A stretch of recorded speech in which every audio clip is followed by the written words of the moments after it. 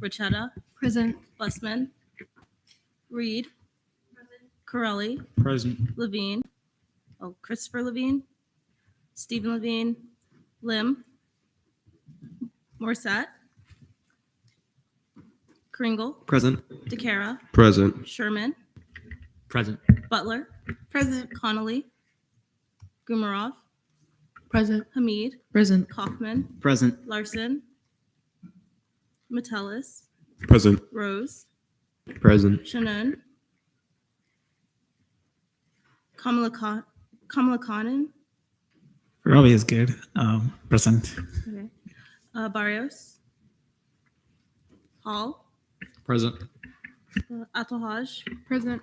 Chauhan, Naguib, Wanjan, Johnson, Present. Patel, Present. Weiderberg, Present. Green, Present. Hendry, Present. Borges, Alcuda, Present. Dinesh, Present. Condoloro, Present, Colazzo, Present. Serta, Present. Jimenez Valero, Present. Hashimi, Pullman, Present. Brenda, Present. Richmond, Shen, Present. Barilla, Present. Vasquez, Present. Lipner. Present. 34 out of 49 quorum is verified. All right, approval of the minutes. Everyone go ahead, take a look at last meeting's minutes. And is there a motion to approve last meeting's minutes? Are there any objections? Seeing none, last meeting's minutes are approved. Approval of the agenda, Chair Cordes. Motion to pick up resolution 5602. There's been a motion to pick up resolution 5602. Are there any objections? Seeing none, resolution 5602 is picked up. Approval of the agenda. Everyone go ahead, take a look at this meeting's agenda. Is there a motion to approve this meeting's agenda? Are there any objections? Seeing none, this meeting's agenda is approved. Open forum, College of Arts and Humanities, Dean Moore.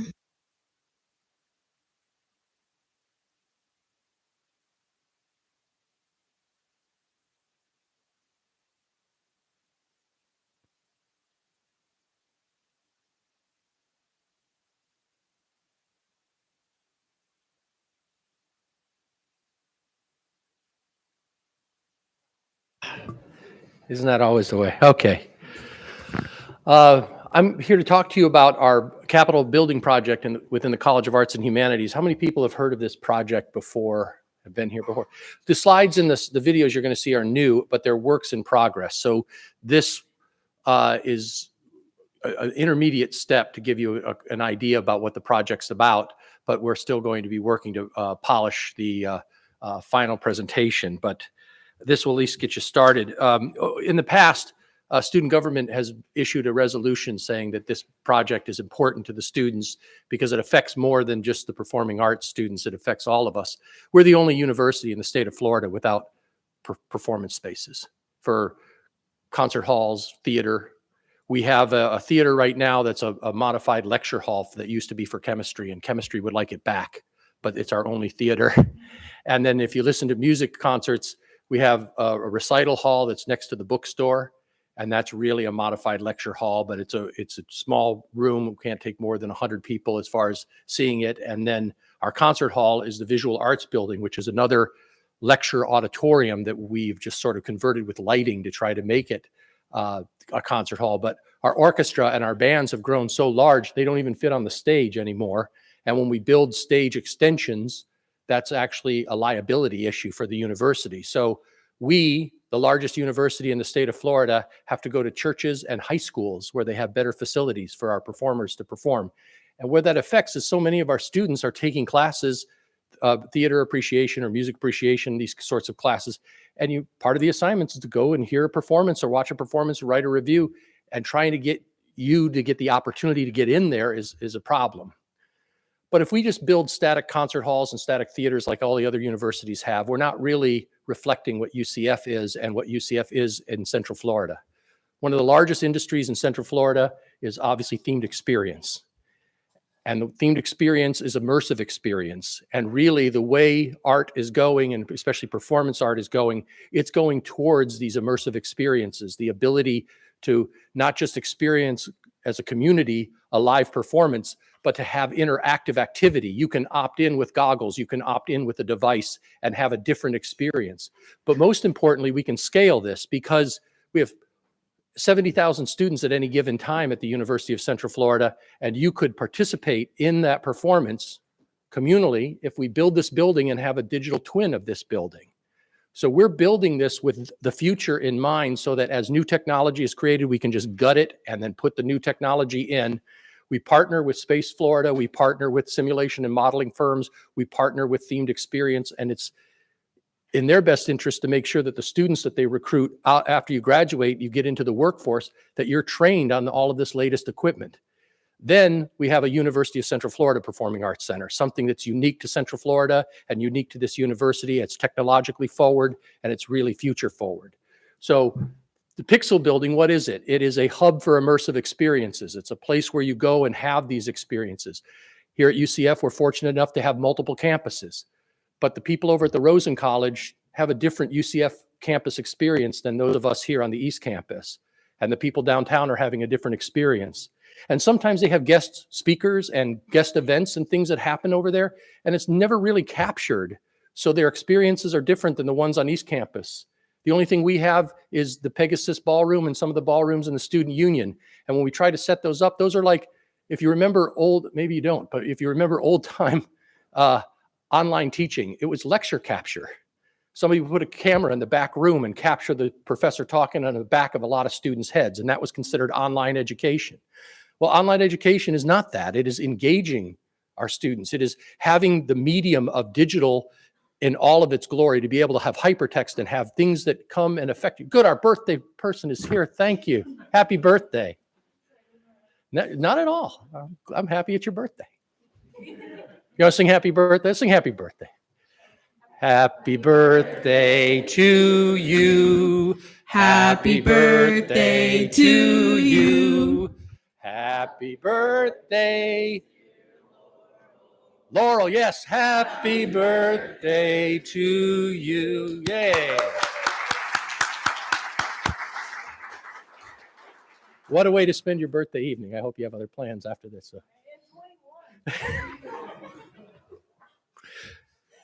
Good for you, Laurel. All right, happy birthday. So this will be a hub so that these other campuses, maybe we can capture what's going on in the other campuses and then be able to project them on LED walls within this building and outside of this building. You know how the music and theater building have that open field between the two of them? The idea is this building is going to go on the front of those two, like where the parking lots are. And then we have an LED screen on the back of the building so we can rake that lawn and make a Greek amphitheater where people can go and sit and watch what's going on. Sometimes the content will be what's going on inside the building currently. Sometimes it'll be captured events, but we can capture it at a high quality and not the kind of quality that is that lecture capture, the original stuff, but actually have interactive things that are happening that are interesting that you can, again, opt in, or you can have the standard experience where you just sit with somebody else and experience it.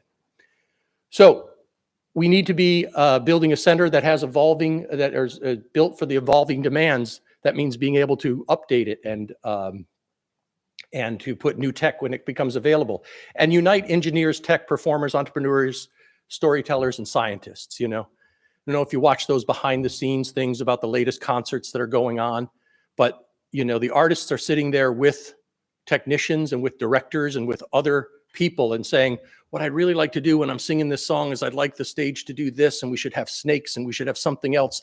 And then these people are like, and it's a collaboration and it's a team event. And no university really has that right now. They have those static performance spaces. We have those downtown at the Dr. Phillips Center, and we'll perform there. But that's not where we only want to perform. We want to perform out here for our students in a way in which meets the students where they want to meet art, which is on demand, on their devices, and opting in and out of various features. So we want to be able to do that and design, have our students to have that experience to design productions like this. So this is an anthem video of what we aspire to do. Curiosity drives us. It's ingrained in our nature, our DNA. To explore new things, seek out new experiences. History is peppered with those who search beyond their everyday, not content with the status quo.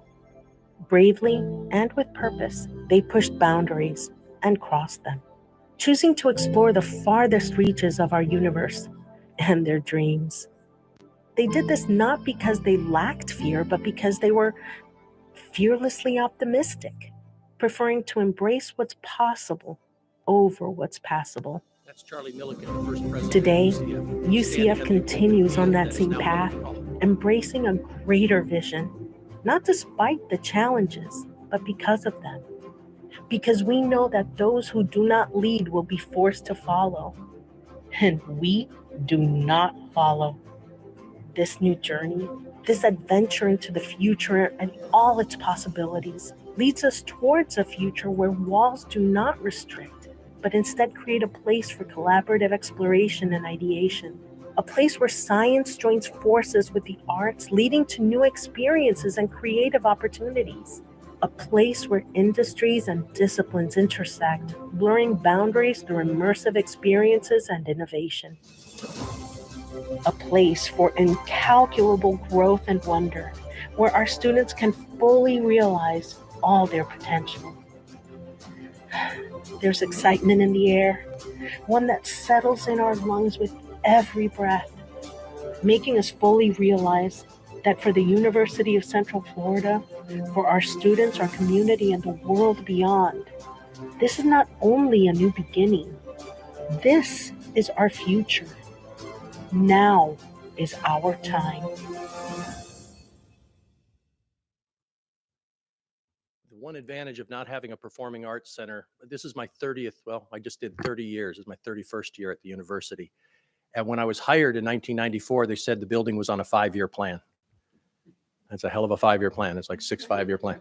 So the one advantage we have is we didn't build one of those static spaces. We're going to build a future engaging space that allows us to scale, which is something UCF is famous for.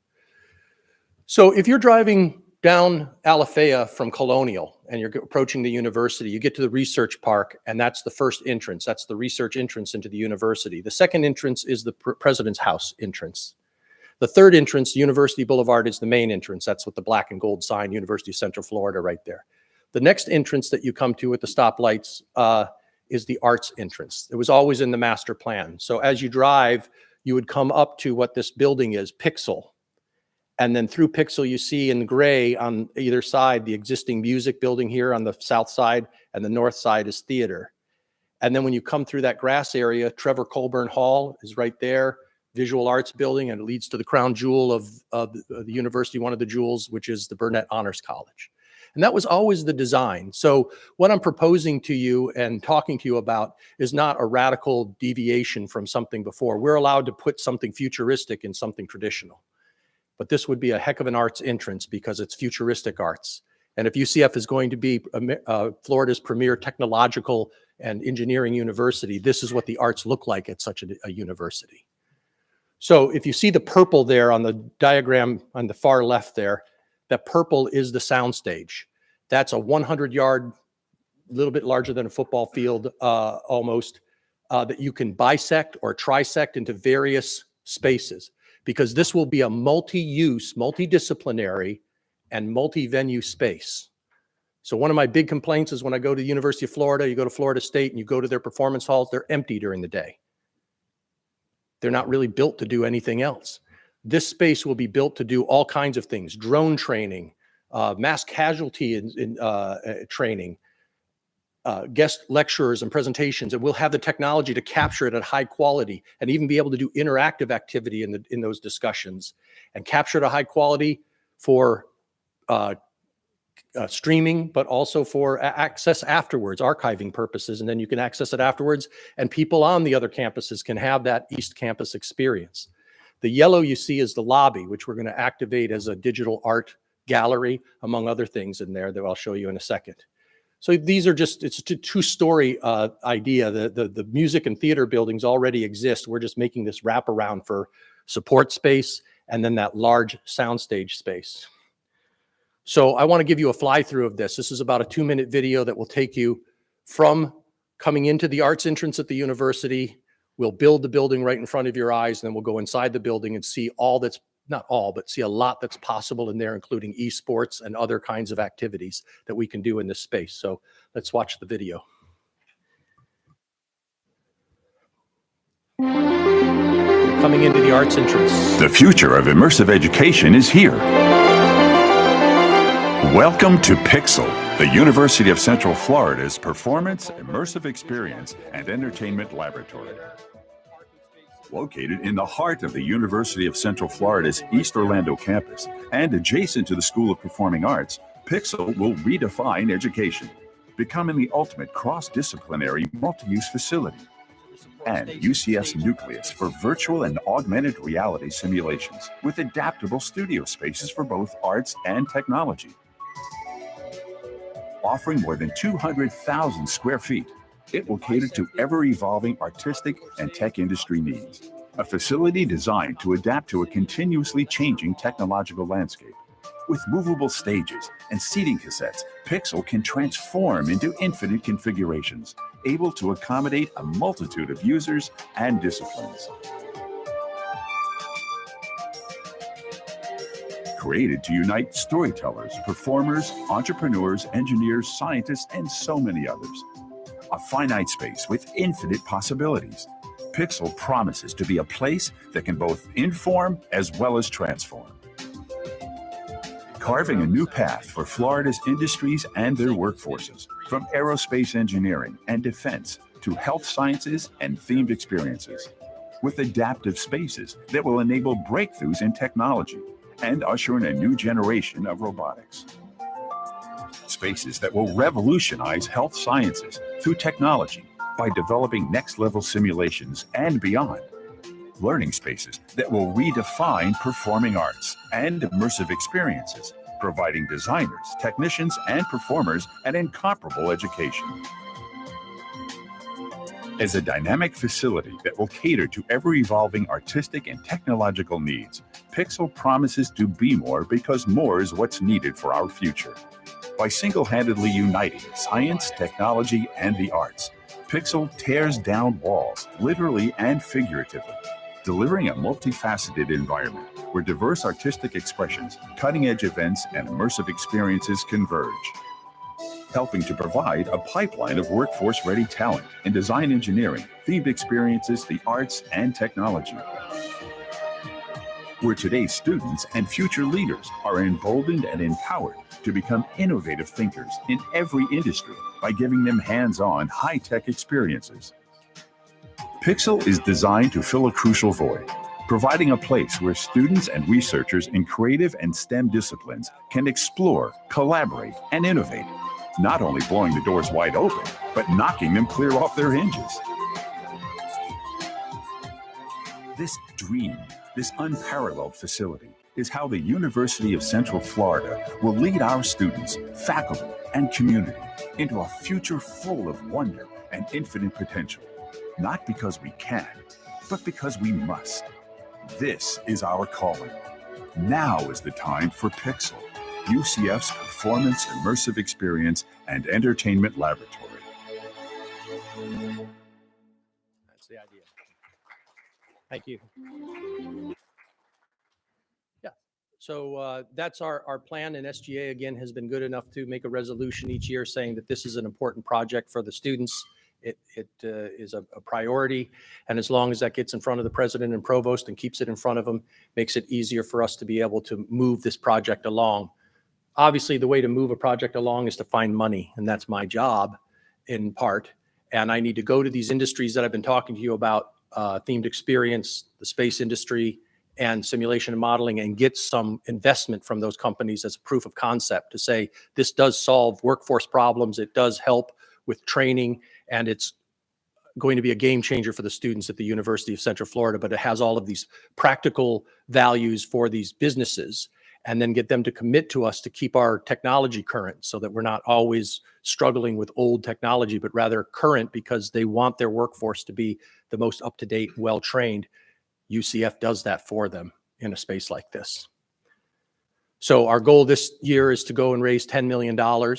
If we can raise $25 million eventually, then we can go in front of the state and ask for funds to support it. 25 million would be about a quarter, 20 million is about a quarter of what we need, 25 million around there. So it's about 100 million depending on when we start building. And once we start building, it'll take us 2 years to finish it. So the legislative session has already been decided for UCF about what money we're going for with what buildings for this session that starts in January. It doesn't include this because we haven't raised the 10 million yet to make it compelling for the legislature. So this year I plan to go out, raise that money, get that investment from those industries.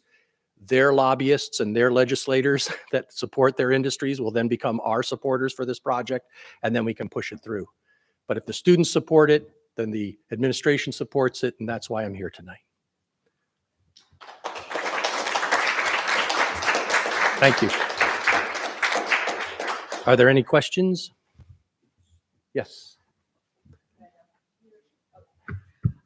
I just wanted to know if you had anything in mind on how to keep everything sustainable.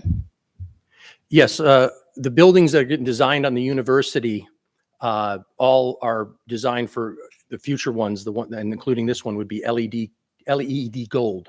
So what that means is the air handlers and the things that we use will not use as much power. We put solar on top of these spaces to help offset some of the power that we use.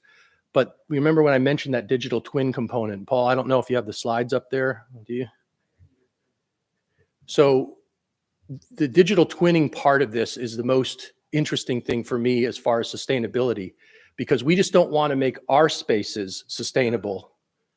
We want to be able to make, because remember what I said about being able to configure those spaces into anything we wanted? So we could go to the Shakespeare Theater could come to us and say, how do we make our theater more sustainable? How can we take care of health issues if one patron is sick? How do we communicate to other patrons who are possibly ill? They have all of these concerns and problems, and their spaces are not made to do that. We could model that here, both virtually and in physical space, but we could do it virtually and then give them feedback on what they need to buy, what they need to upgrade to help make the power more streamlined, use less power, or to offset power with solar power. If you can go forward a little bit, Paul. Here are some dashboards. So for example, you see here, health and safety. If you look at that, there's a red square in the center here in this lower right-hand health and safety part. That is the person who's sick. And we can see what the patterns are for coughing and sneezing and which patrons would have that spread. We could do this for other theaters and help them make a healthier space for them and keep researching this and keep producing and publishing information on this. We do this because we have sensors all over the building as a digital twin, which helps us sustain not just that building, but to help other buildings that haven't been equipped so well to be sustainable. You see accessibility there. Here's audience engagement. And then the upper left, what does that say? Sponsorship, so you can see for sponsors how to sell which spaces. You know, sometimes you want to charge more for certain spaces. You have to have some data on that, like what the value is of it. How much can we run the AC if it's only half full? We could do that in the digital realm and then make it so in the physical realm without having trial and error of years of wasting energy to figure out what's the most efficient way to run things. We can forecast and run things. When new technology becomes available, we'll run new tests and we will be as efficient as possible. It's the only way to be future looking is to be sustainable. But we want to help others who did not plan so well. Any further questions? Also, Are there any plans to integrate this space with like any Rosen classes or programs or events? I mean, it seems like there's a lot of convention-like space or a lot of like open space that they can use. So I just wanted to know if there's any chance that students or faculty can like use the space as well, even if they're from Rosen. Yes, there is. And the short answer is yes. But the longer answer is, as I mentioned earlier about those teams that help design productions that have engineers involved as well as artists, we also have to involve the managers the ability to run a space. And that's, again, I'm anticipating a dashboard that looks like this so that the Rosen performance management major students and entertainment management majors are coming over, and this, although they have internships at companies, this could be a project for them, is to help run one of the student ensembles or one of the students' recitals. And we could get students cooperating with each other and learning off of each other in terms of something they have to do. You still need that practicum experience of a internship in a professional setting and getting paid for it. But this is something that could give you the experience prior to that experience that would make that experience even more valuable, because you come to it more ready, because you've actually interacted with the various teams that you're going to have to act with. The Rosen College has different events, like what's the pineapple event? Used to be Cab and Cabaret that they would do, and they still have events like this. This would be a space that they would then be able to say, when I talk to them about it, they go, we like to stay on our campus for those events, because part of it is to raise awareness about our campus and to serve that area of the community. But yes, we can see ways where the students at Rosen would be a part of this, but also that Rosen itself could appropriate some of this space for an event that they're trying to do, that they want to capture digitally and share, which they can't really do readily in the spaces that they have. That auditorium you have on the Rosen campus right now isn't equipped like this. Lipner. Yeah, you mentioned this being built on existing surface level parking. Do you have any plans on expanding that parking to still serve the community at large?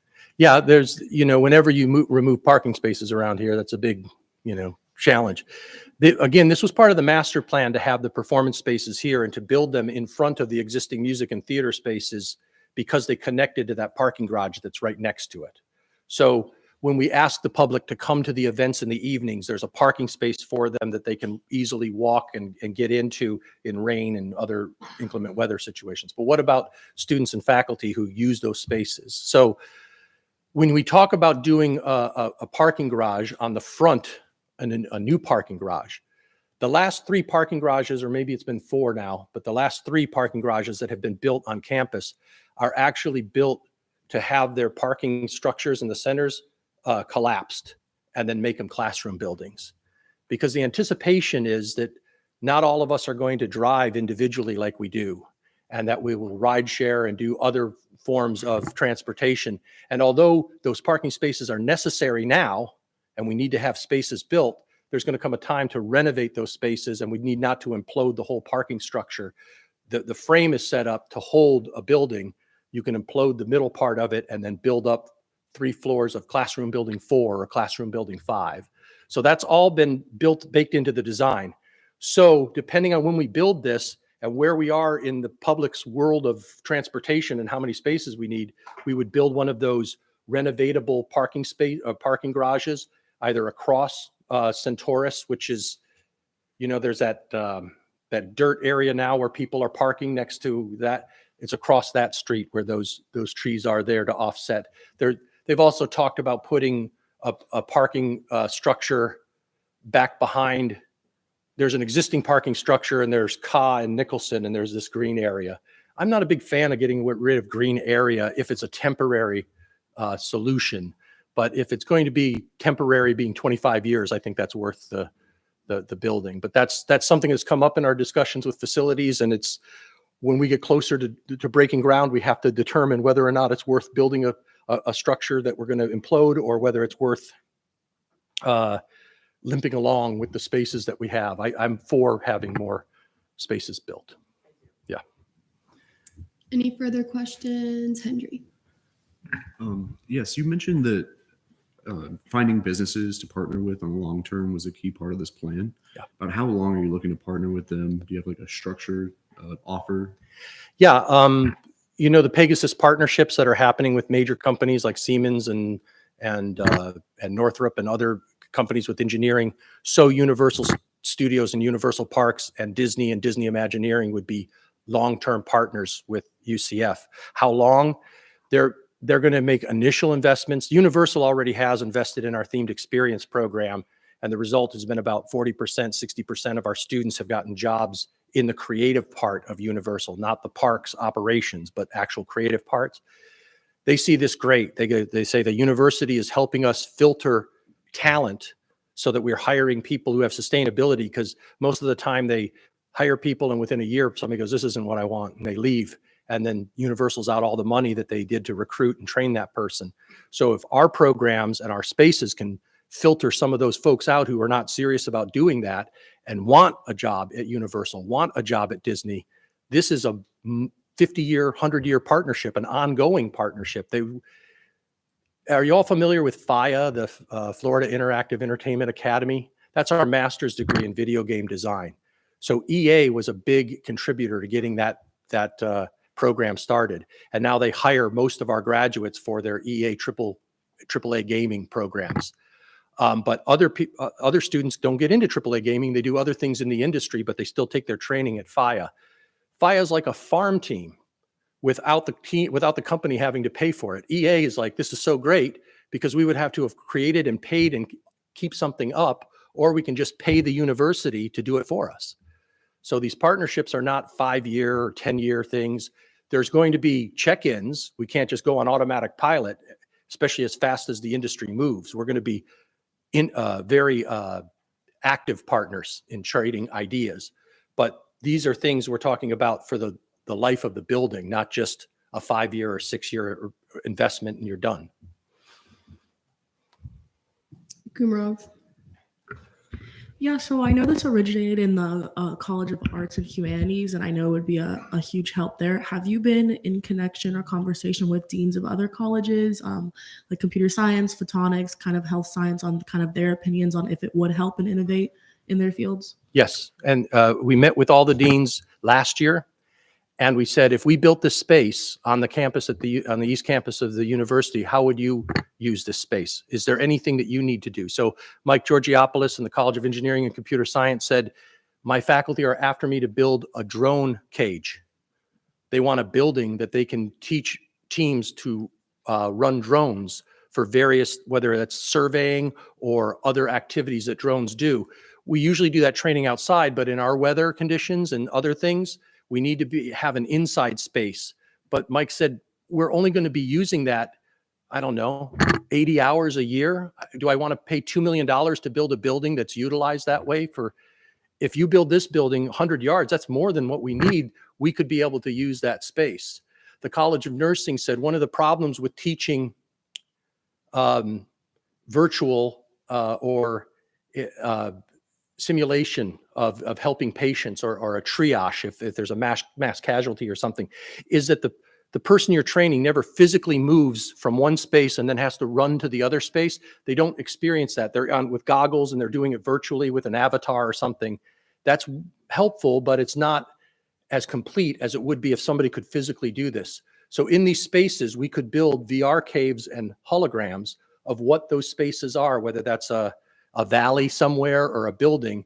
And then whether the person's wearing goggles or not, they're going through the spaces, but they're physically moving and we're timing how fast it goes. And we can capture it all on film or on video to be able to use for training later. So nursing said that's what we need to do. And College of Education also said that they could use it for training purposes that way. College of Medicine wants us to build it in Lake Nona and not on the East Campus. And I said, Deb, that was not going to happen. We need it out here. So they see opportunities to use the space. The space is obviously multi-use and multi-sized, but it's multidiscipline. It's transdiscipline. So we did do exactly what you're saying. We sat with every dean, and every dean had a use for this space. But that scratches the surface. I mean, once it's available, I imagine students will have great ideas about how to use the space. Any further questions? Reed. Thank you all. We had one more question. Sorry. Sorry, if that's all right. Yeah, over here. Thank you. I was just wondering, as someone who is a theater major myself, I was just wondering how there would be a balance of both building a new building and managing the upkeep of current buildings that we already have, where our current performance spaces and practice spaces are. Yeah, so what we would do is one of the spaces that we lack right now, and I probably don't have to tell you this, you know it, students should do their own productions. And when we do Project Spotlight and you do other things that are student-run initiatives, we don't have the spaces for it because we're running the shows and we're running concerts and recitals in these spaces. So the idea is if we can do the shows and everything in these spaces, then the older spaces become student-run spaces and places where they can actually get more of the hands-on experience that these projects are designed to do as far as the curriculum goes. They're designed for students to be able to do their own design, their own directing, their own control of the events. And right now, with our spaces so limited, they don't get those full choices. So the theater would become something that themed experience students and theater students share for student-run productions. The recital hall would also be a place. I want it to be a place for students to be able to run their own music activities and things. The bookstore would like to expand Foxtail, and so we're at Loggerheads a little bit about that. But the visual arts building, the visual arts people really want that space back for their lecture halls and things and want music out of it. So that's why I'm saying I think we should keep the rehearsal hall for the music students and keep this space. But again, chemistry wants that space back for their lectures, but I think I can make the space, the amount of money that's gone in to renovate that space into a theater and a black box, that's what we should keep it for, is for student productions. That's at least what we're working towards now. All right. Any further questions? All right, seeing none, thank you for being here.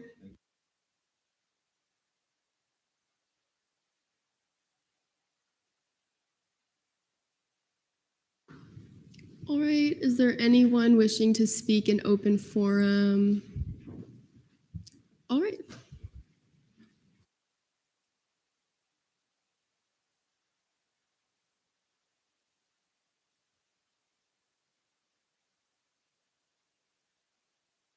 Oh yeah, really quick. Morset. President voting. Pro Temp Morset, present and voting, so noted at 7:45 p.m. Richmond. Present and voting. ELA Richmond, present and voting, so noted at 7:45 p.m. All right, you can begin whenever you're ready. Okay. This presentation is not singling anyone out, but I'm not excluding anyone either. I'm addressing the campus as a whole.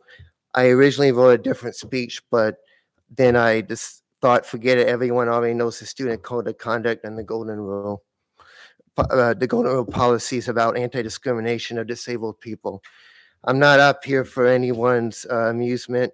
If anyone claims that they know these policies and rules, then if anyone claims that they do not know these, then look it up. It's not hard. There are many ways to do so.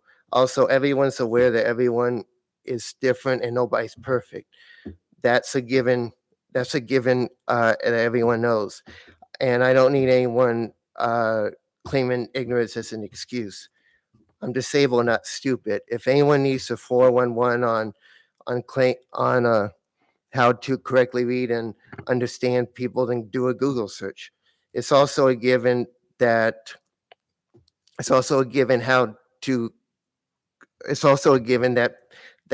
people gossip. If I wasn't aware of gossip, then I wouldn't be up here mentioning it. If anyone feels that they don't have the time to worry about what other students do around campus, then why would anyone have the time to focus on one student's life, especially since they're so busy with their own lives? If you feel that you don't have a life, then get one and don't impede mine.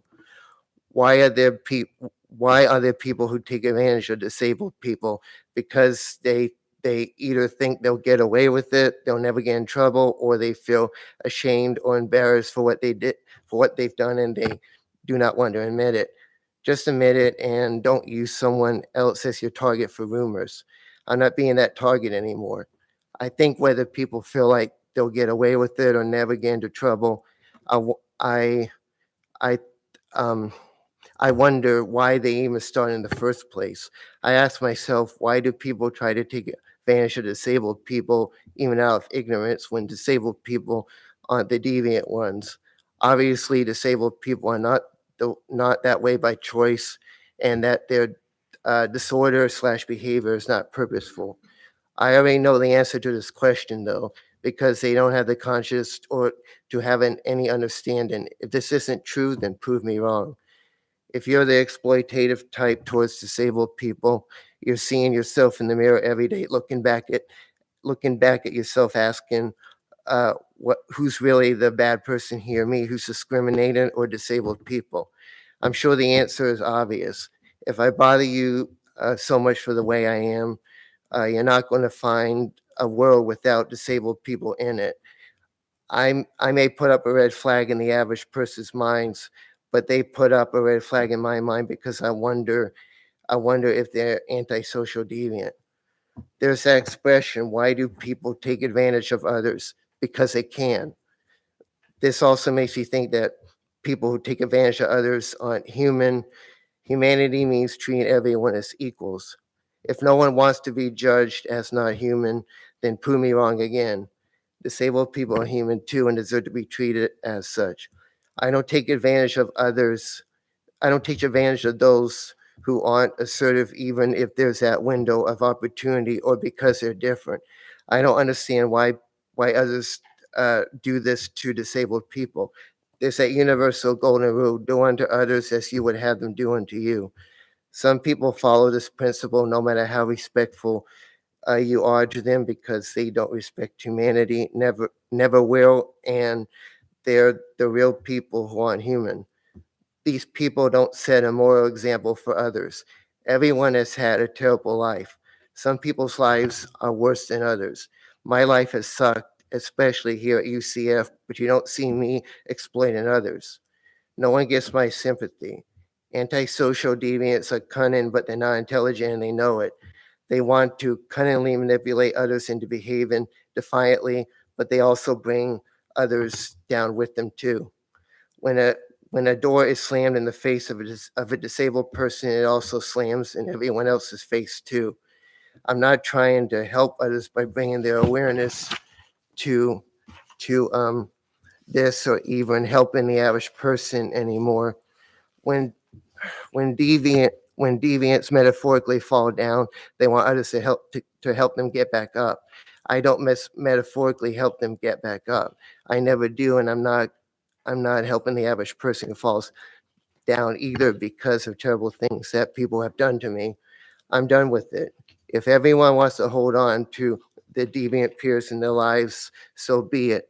No average person has ever been there in my time of need to advocate for me because of their ignorance and or arrogance towards me, or from being easily manipulated by the antisocial peers to behave defiantly.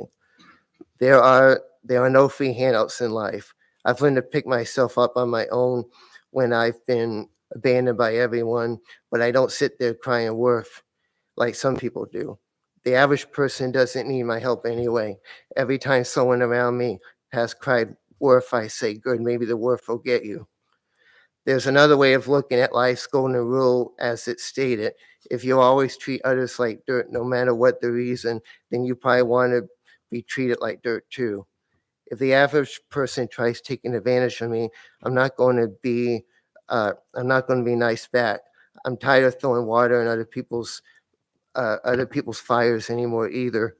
The universal rule of being kind to others is something that is well known, which I should not even have to remind anyone of. It should be in everyone's minds. Nothing that is unfamiliar to anyone should cause this rule to become obsolete. Why would it matter if there's a disability you've never seen before? Everyone's seen a disabled person before, and don't you get to know everyone in the same way as you would anyone else? That's not a new concept. Again, Google it. The world hasn't changed regarding there being disabled people in it. I and other disabled people expect to be treated with the same courtesy from others that they treat the average person. You receive what you give out.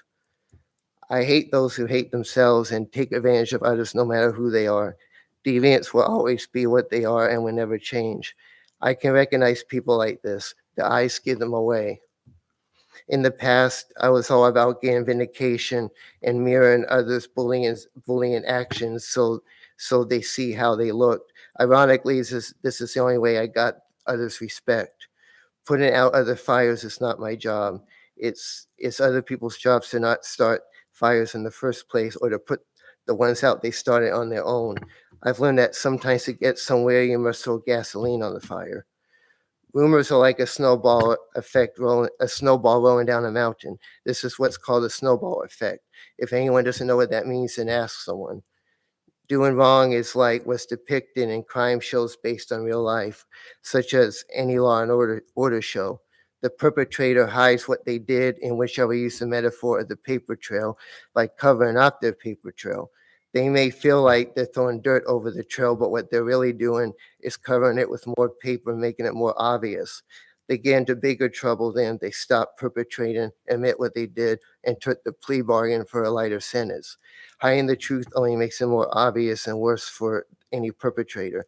This is true anywhere, whether it's in any department on campus or a doctor's office down the road who decides to break HIPAA laws. You don't know what HIPAA is? Then look it up. It's obviously better to take responsibility than unexpectedly getting caught and receiving the heavier punishment / reprimand than from those in authority, but that's not my problem. I'll let everyone get into trouble and deal with the consequences.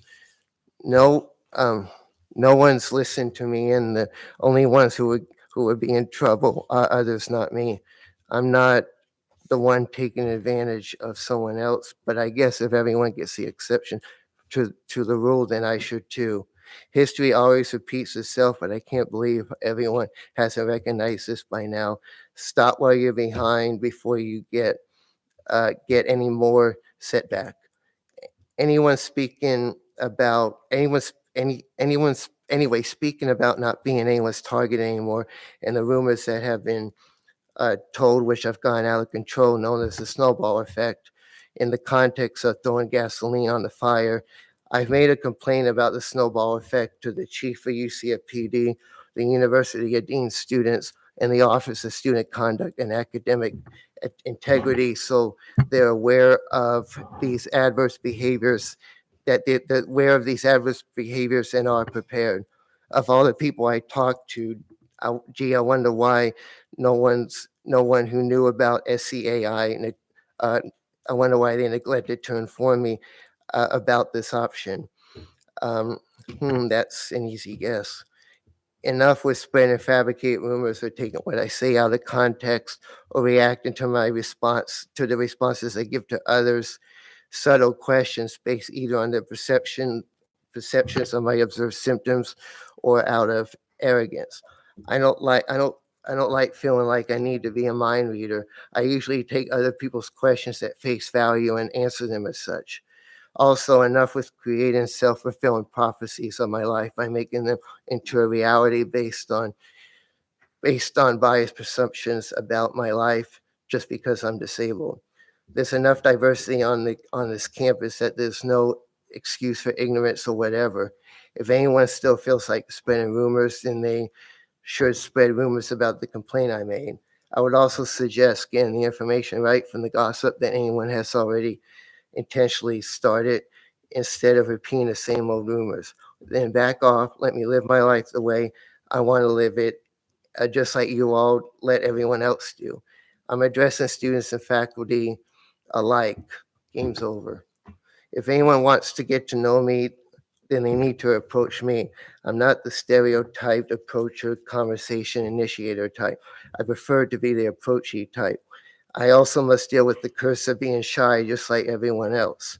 I don't like being stereotyped in any social category. Anyone who acts ignorantly afraid of me, I don't trust them like an animal, will not trust anyone who acts afraid of it. I'm sure anyone can figure out why I'm these ways. If anyone wants to bother with me, if anyone doesn't want to bother with me, then don't bother with me at all. If you still want to make me your problem, then you get your wish. I'll be your problem and everything I bring along with it. Every college in the U.S. has some variation of the golden rule in the Student Code of Conduct Against Discrimination.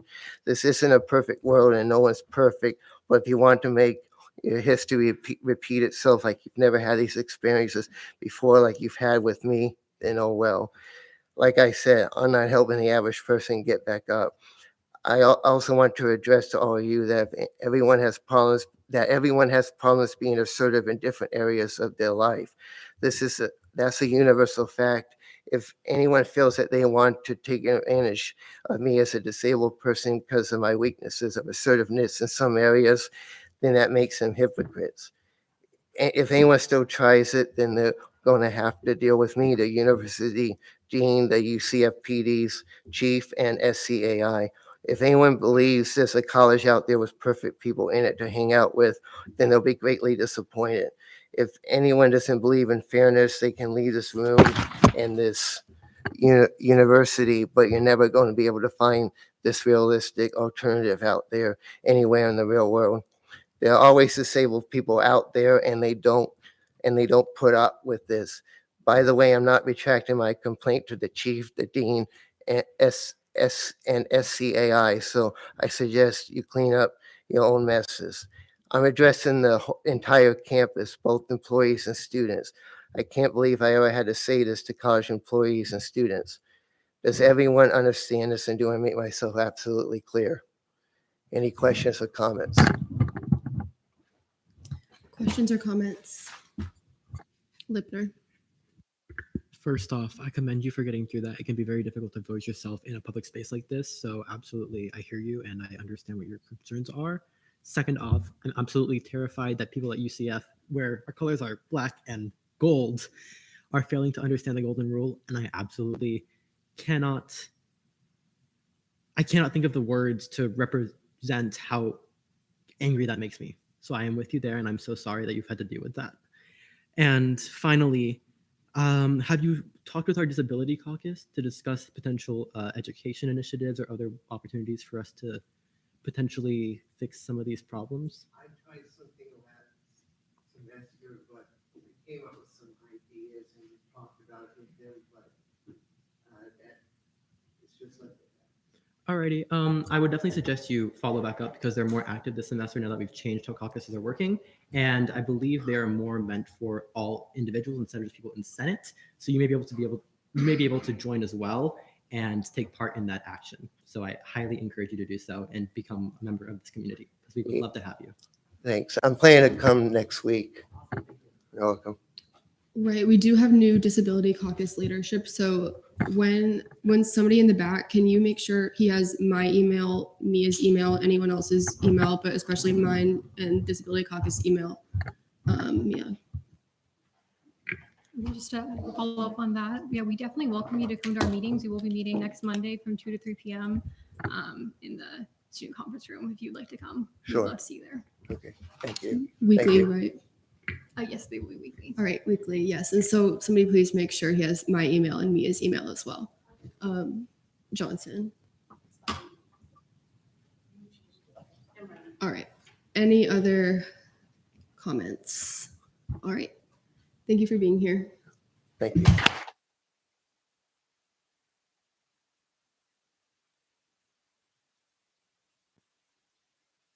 All right. Is there anyone else wishing to speak in open forum? Seeing none, announcements from the student body president, President Lister.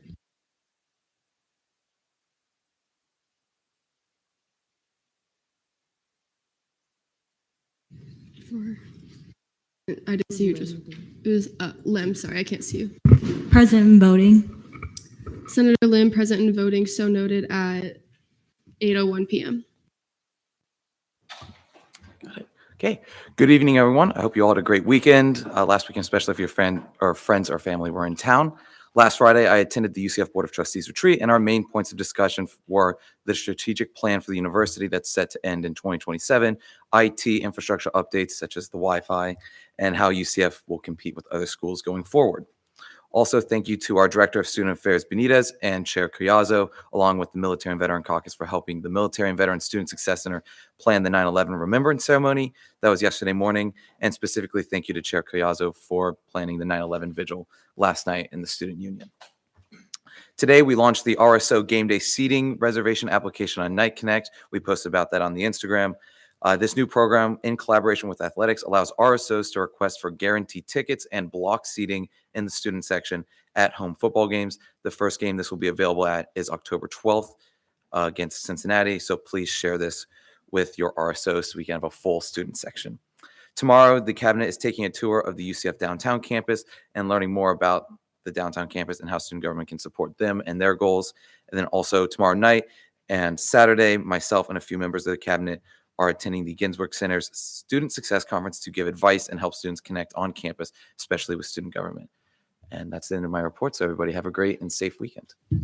Are there any questions for President Lister or Varela?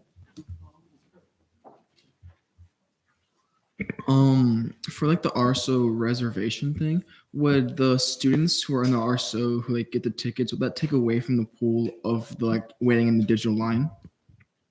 Can you repeat that end part of your question? Yeah, like with the new ticketing system, we wait in the digital line. Would like the RSO reservations take away tickets from like people in that line? If that makes sense. It would. Right now, the pool of tickets that they're giving us for the first few games is going to be relatively small. I don't have the exact number, and that's going to change game by game, but it would. Athletics' main concern is getting students to the games. For example, last week, because it was delayed a little bit and and it was raining during the game, it wasn't a full section.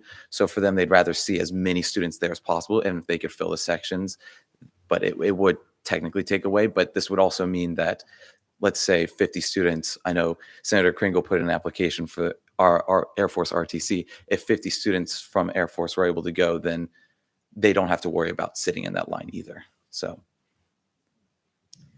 Any further questions, Richmond? How do you find out your RSO's GPA? I would contact OSI for that because we already got a question from one RSO about that. Contact OSI. They should have those numbers from them. For that. Any Lipner?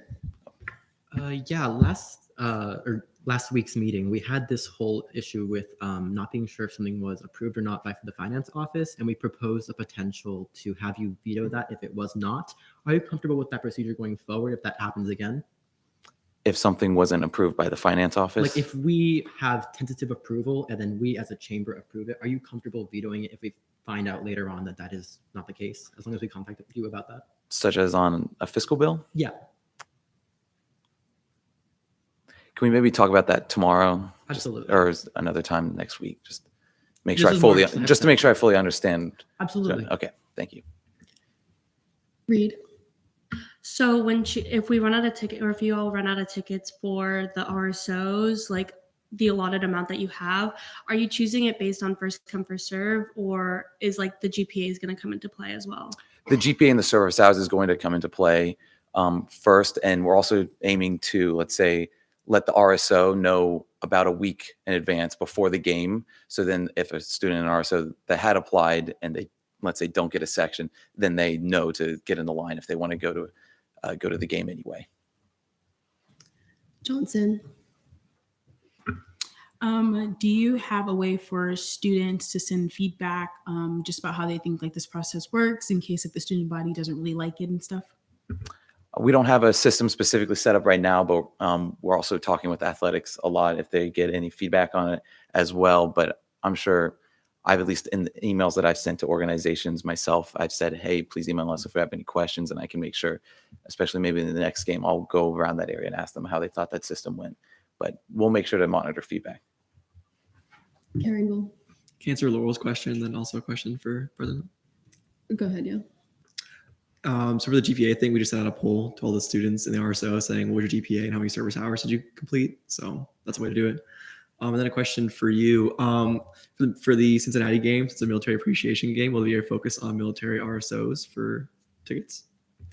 One thing I'm actually going to kind of add on to Laurel's question real quick. Again, I just came back to this. We also want to make sure that RSOs are not lying about their GPA or service hours, because we also had somebody who put a 4.4 GPA in there. So that's probably not, hopefully that's a typo, but we will be verifying those GPAs with OSI. Obviously, if you get it off by like a point or something, we're not going to say that. But if there's a few stipulations on there saying like, hey, if you don't show up to the game, or if you lied about, your GPA or service hours, you may not be eligible to receive these seats in the future, because we need to have that accountability perspective. And then, yes, yeah, we'll, little wink, wink there. All right, Vinesh. I was just curious on how the whole process worked. Like, are we like, how far in advance do we have to send in these requests? Like, for example, if I wanted to go to the Colorado game, how early do I need to send in that request? And like, how fast am I going to get a response back, if that makes sense? So the first game that they told us that we would be able to do this at was the Cincinnati game. We've been trying to do this since May, just because first 2 weeks would have been hard. Our first 2 home games they said would be hard, and then we'll say the Colorado game is going to be a very well-attended game, so they weren't worried about having students attendance there. So they wanted to make sure. It was our choice to do a month out, so that gives us the timeline that myself and Wyatt, our athletics coordinator, came up with, is that this first week will be applications are open, and then for 2 weeks we'll be able to review those applications, and then what we'll do is we'll send out emails to the RSOs who are selected for, let's say, this game for October 12th against Cincinnati, and they'll have a week or so to accept or deny. And then obviously if, let's say, an RSO denies, they don't want to go to the Cincinnati game, then we just go to like the next one down on our list that we had. If that makes sense. So you should have about a week in advance, but we expect that the form right now is just a ranking. So you just go in there and say, for the last 4 home games, you'd say which ones you would like to attend, like 1, 2, 3, 4. And so we'll try to match you up best with that. All right, any further questions? Seeing none, you give Alex's 2, right? Okay, Yes. so announcements from the student body vice president given by President Lister.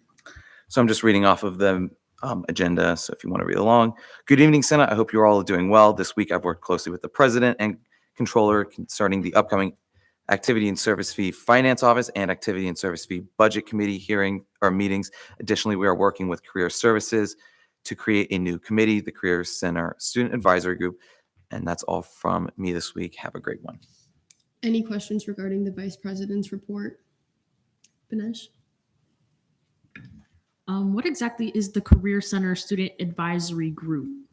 So Dr. Schneider, who's the assistant vice provost, she oversees career services and experiential learning.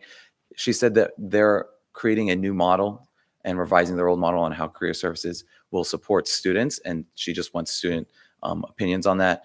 She wants about 10 students total. It's just an advisory council for career services to see. They just want student opinions. They want active student opinions and kind of a cross section across all of. So they'd ideally get, 1 or 2 first-year students, 1 or 2 second-year students, 1, stuff like that. Any further questions? Lipner? Do you have an idea of how you're going to be selecting the students for that board? We're just going to make sure that we, like I said, it's really up to anybody who wants to. They're not student at large, so they don't have to be appointed by me. If, let's say Allison gives me a suggestion of somebody maybe from Senate who would like to participate, that's fine. Like I said, we're just looking for people who have a variety. They'd even like to specifically, see, like I said, first-year students especially and second-year students, because those are ideally the students that they want to interact the most with, because those are usually ones that aren't far enough into their academic career to be set up with job opportunities and everything like that. Any further questions? All right, seeing none, are you also giving? Yes. So for Kylie's report as controller, she said, "Hi, everyone. Super excited to say the fiscal workshop went really well. We were able to train and assist 50 RSOs and individuals." She said she also plans to have the first finance office meeting next week. She said, "If you're on this, please check your teams and fill out the when to meet as soon as possible." As for the current balances, FAO has a balance of $34,341.53 with a reversion percentage of 0%, and CRT has $398,755.74 with a 0% reversion rate. Any questions regarding the comptroller's report? All right, seeing none, thank you.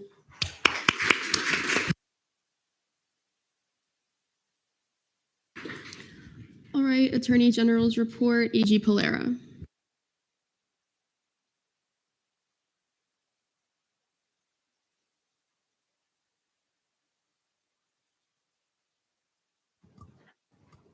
Hey, Senate. This week I had made statutory revisions to Senate Rule 1, 2, 4, and 7.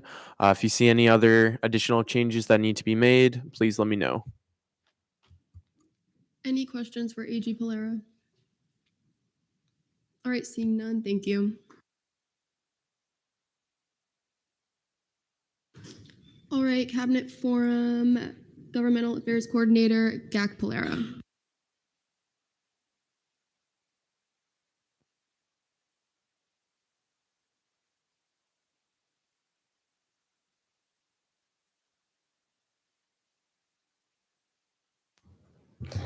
Okay. Hey, Senate. I hope that you've all been having a great week. Just some reminders for me about upcoming opportunities. So, next Tuesday, September 17th, UCF is going to commemorate Constitution Day with a lunch and learn event that's focused on how the Constitution is silent about voting. It's going to be from 11:30 to 1 in the Key West Ballroom.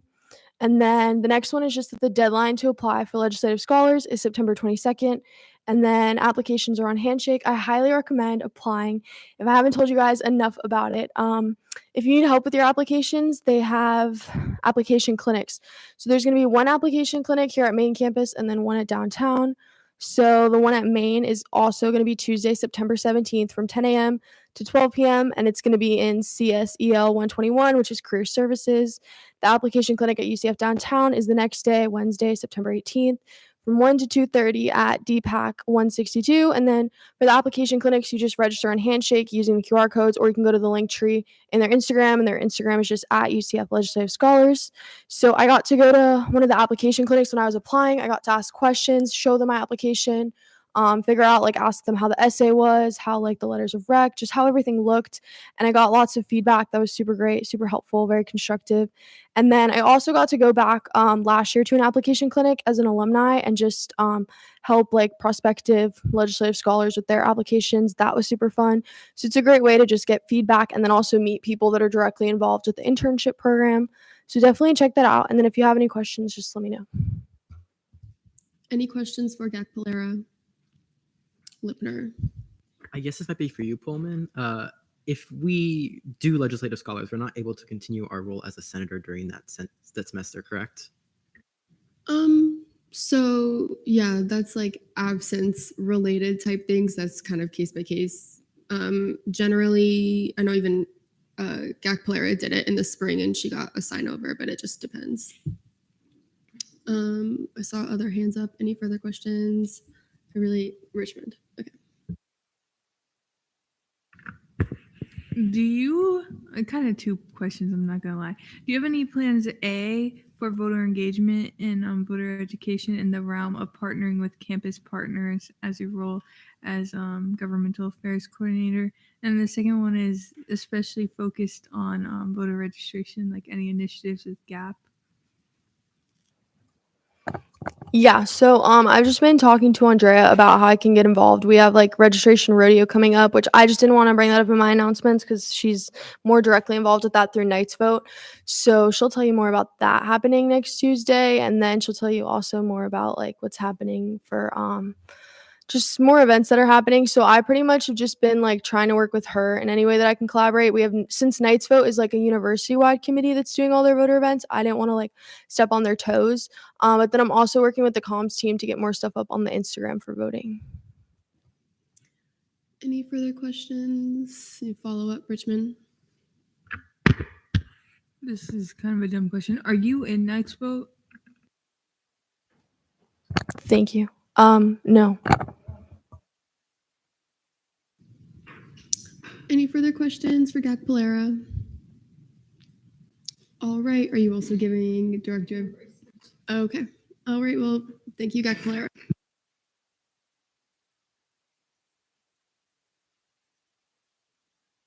All right. Director of Communications, Director Ballot, given by President Lister.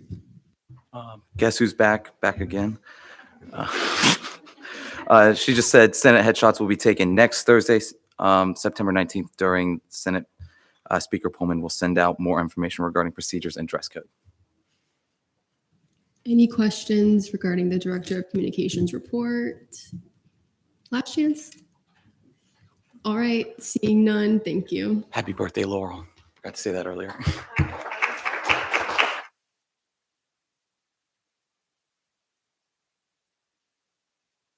All right. Announcements from the Chief Justice. Chief Justice Rivera.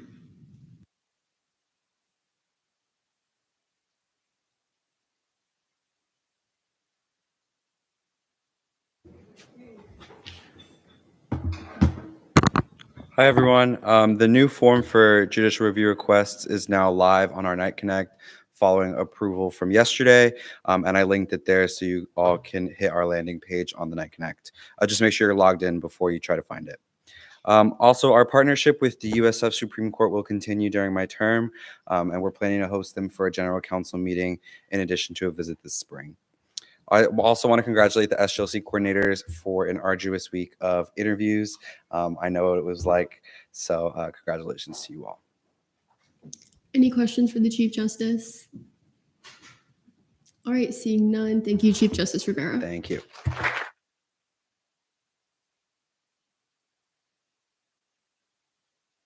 All right, announcements from the Supervisor of Elections, Luke Brown. None? All right. I was excited for your first time, but that's okay. No, it's okay. You're good. Unless you want to. This is your chance. Okay, sounds good. All right. None. Okay, yeah.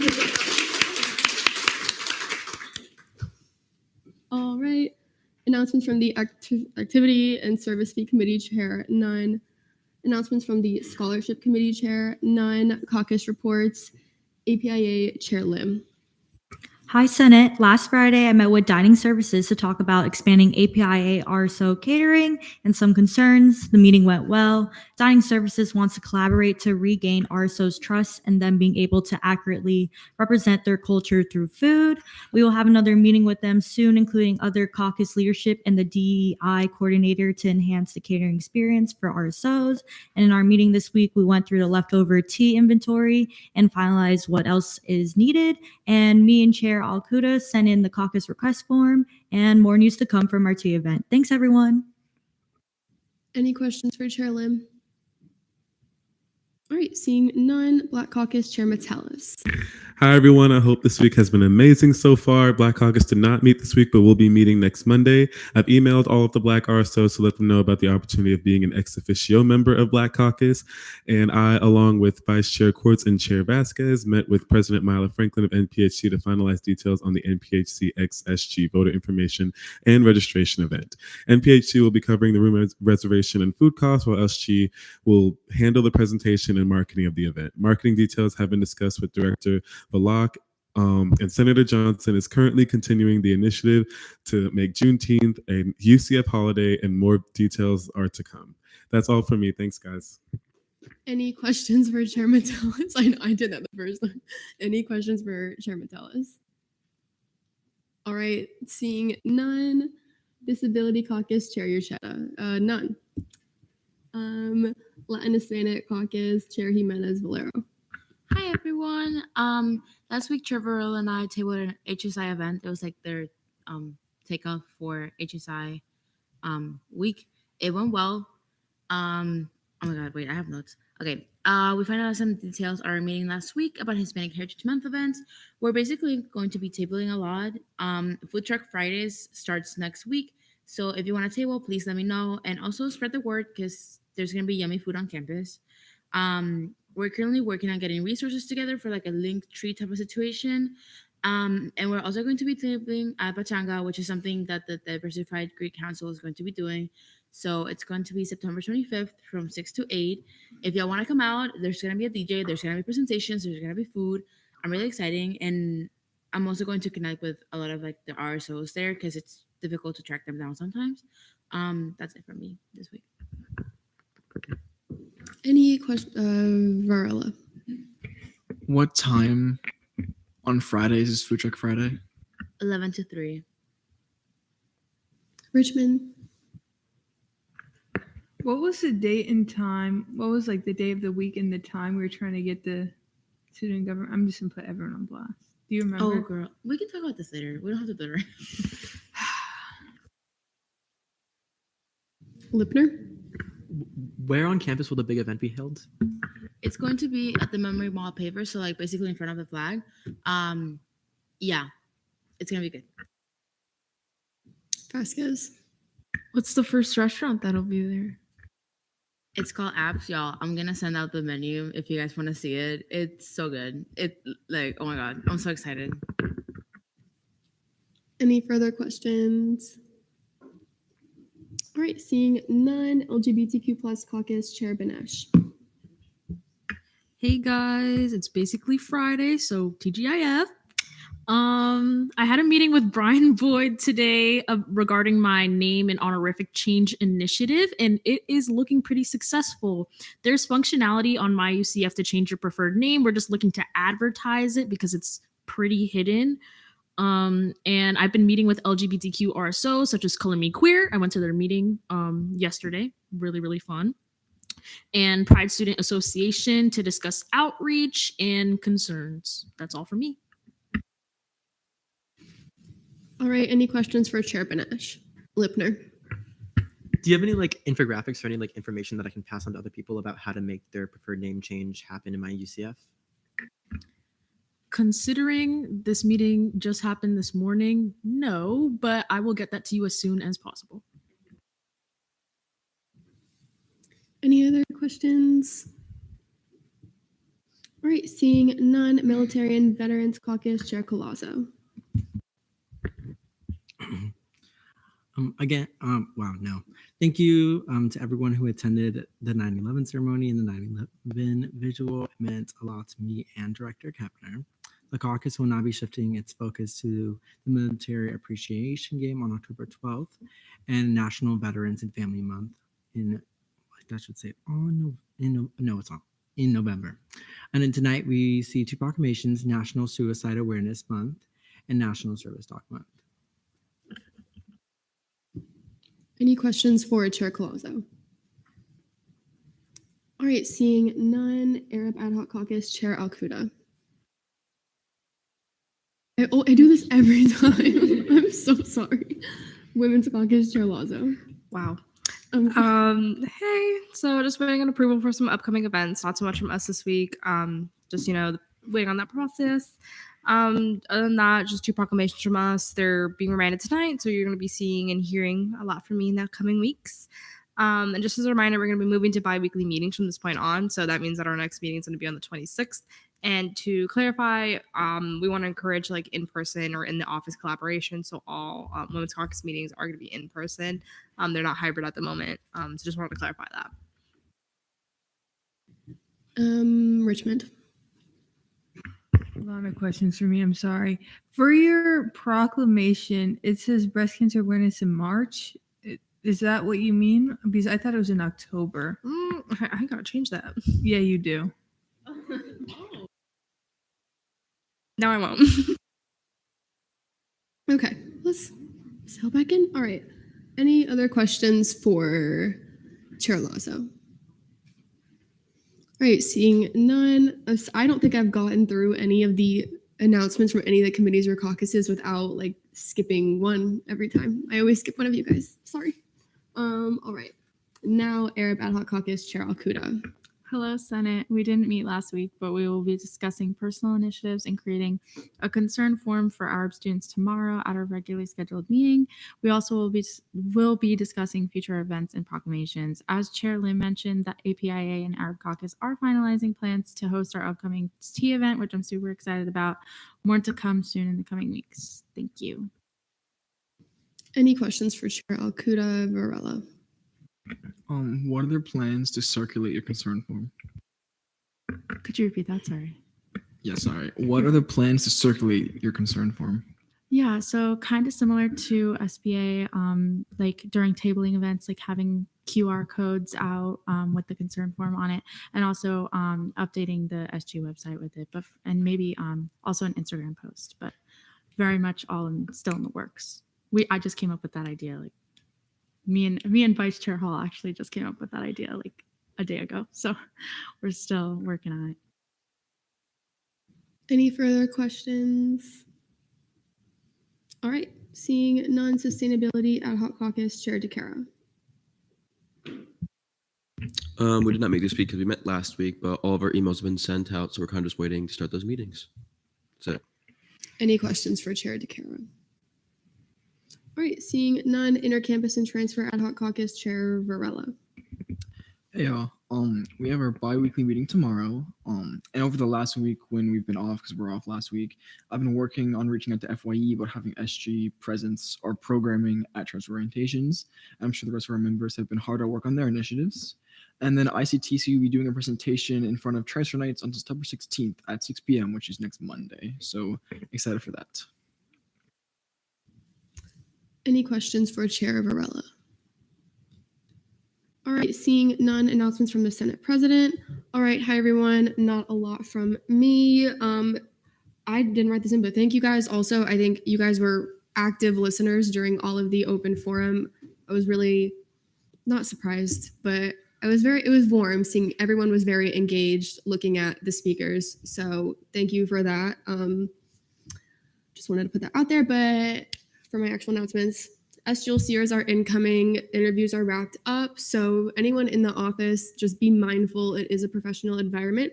We want to set a good example for the incoming SG agents. So just be mindful of noise, conversations you're having, which you should be anyways, but just another reminder that we will be having incoming people.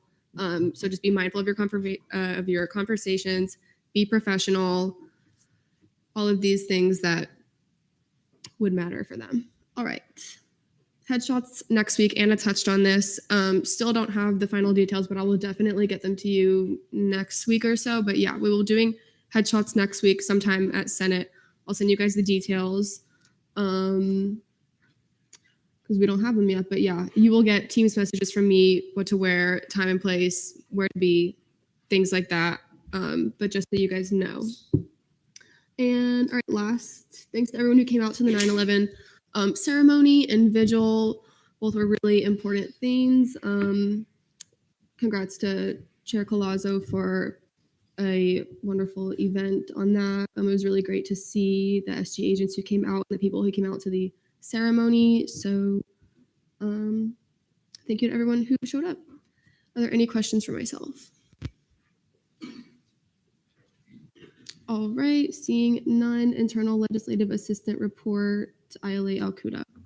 Hello again, Senate. SGLC interviews have officially concluded and final decisions will be sent out by this coming week as our first SGLC meeting is scheduled for Monday, September 23rd. SGLC meetings will be weekly every Monday. If you're interested in being a mentor, the form for that is being created and will be sent out soon. As always, please don't hesitate to reach out if you have any questions or need anything. Thanks. Any questions for Ayala Alcuda? Ganesh. For the SGLC mentorship, do you have to have been in SGLC to be a mentor? No. No, yeah. Anybody can be a mentor that's interested. Any further questions? All right, seeing none. External legislative assistant report, ELA Richmond. Hi, Senate. Shout out to Senator Johnson. This is going to come in good handy. I'm very excited. Oh, yeah. But I've kept my decorum. Haven't used the silly string yet. We'll see how the night goes. No. And thank you, Senator Green, for my little project this weekend. On to everyone else, of course. Shout out, Senator. Yeah. Reminder to copy me on emails going to reporters, just so I stay in the know. A huge thank you to Dean Moore and the College of Arts and Humanities. We'll be seeing Resolution 5602 tonight, which is just about advocating for that building. So if you have any questions, feel free to reach out. Remember, if you're missing a Dean meeting, for it to be excused, you must email Pro Temp, LJR Chair, and myself. And I think that's it. Any questions for ELA Richmond? All right, seeing none, Senate President Pro Tempore report, Pro Temp Morset.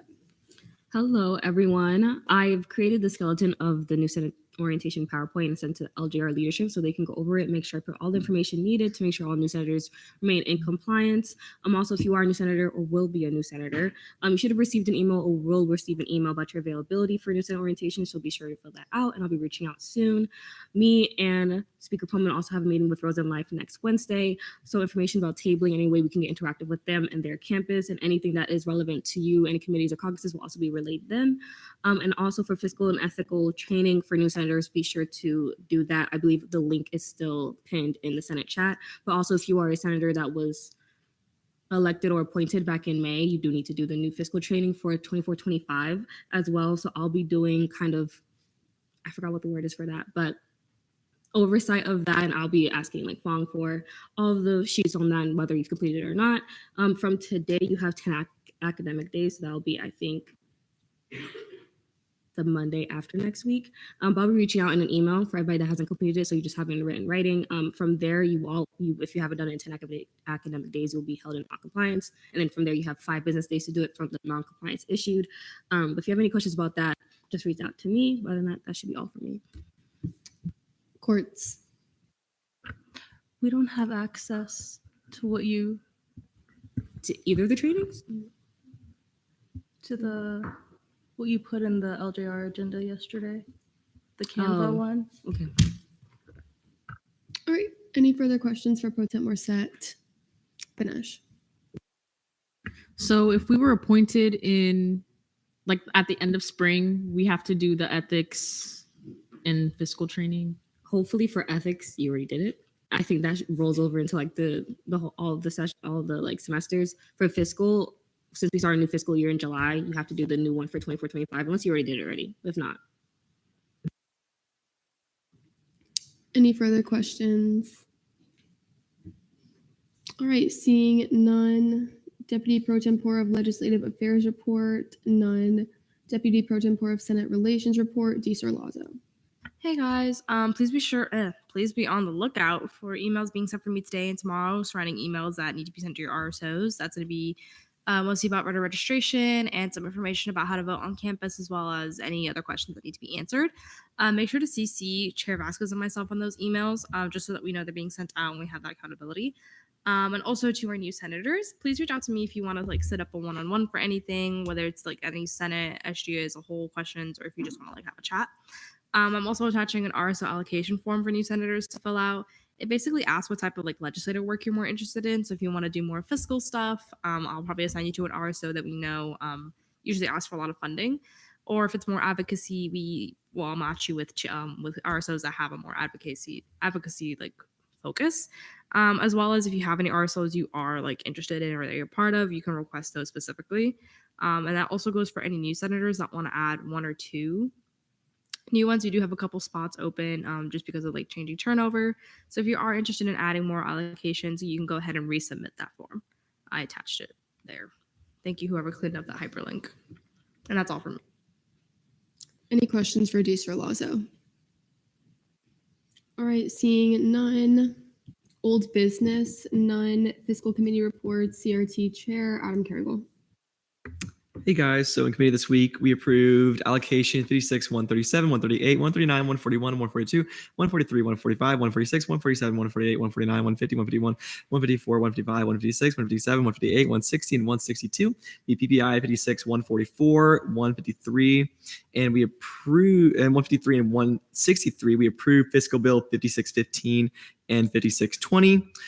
We denied 56, 161. We postponed 56, 110, 140, 152, and 159.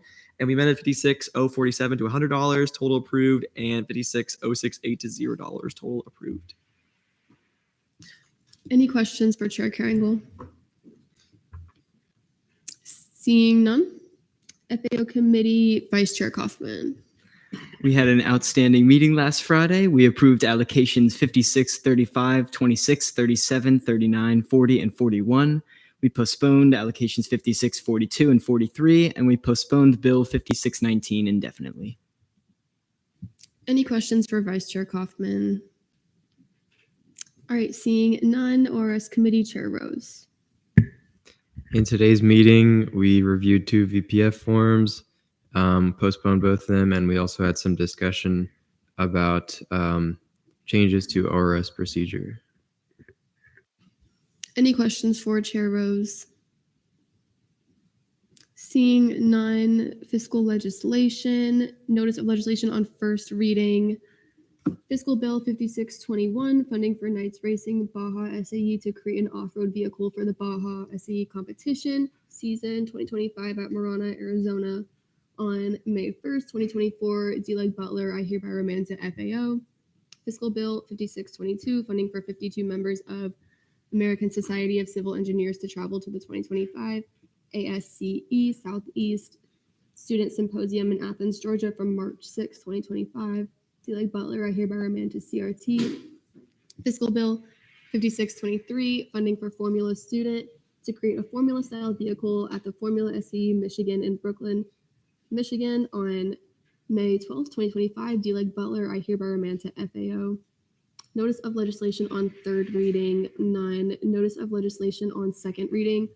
Fiscal Bill 5615, funding for 8 members of Society of Optics students to travel to the 2025 SPIE Photonics West in San Francisco, California from January 25th, 2025 to January 30th, 2025. D-Leg Butler. All right. How many do we have here? Okay. Well, we're just gonna do. Also gonna, is there a motion for 5-minute speeches, 10-minute questioning, 10-minute debate? Any objections? All right, is the RSO present? All right. You have 5 minutes whenever you're ready. You can either sit there or come to the podium, whatever you're comfortable with. Yeah, I'll present from where I am.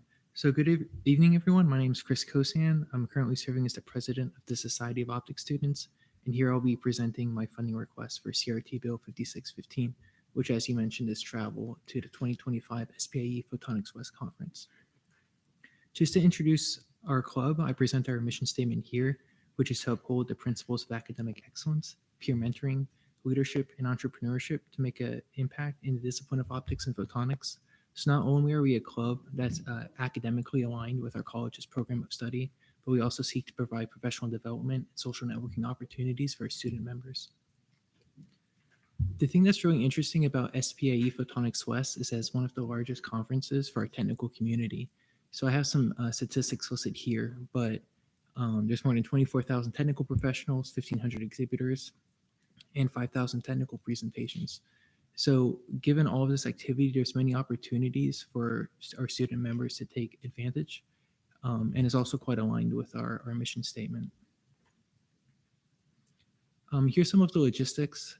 The conference is in San Francisco, California at the Moscone Center.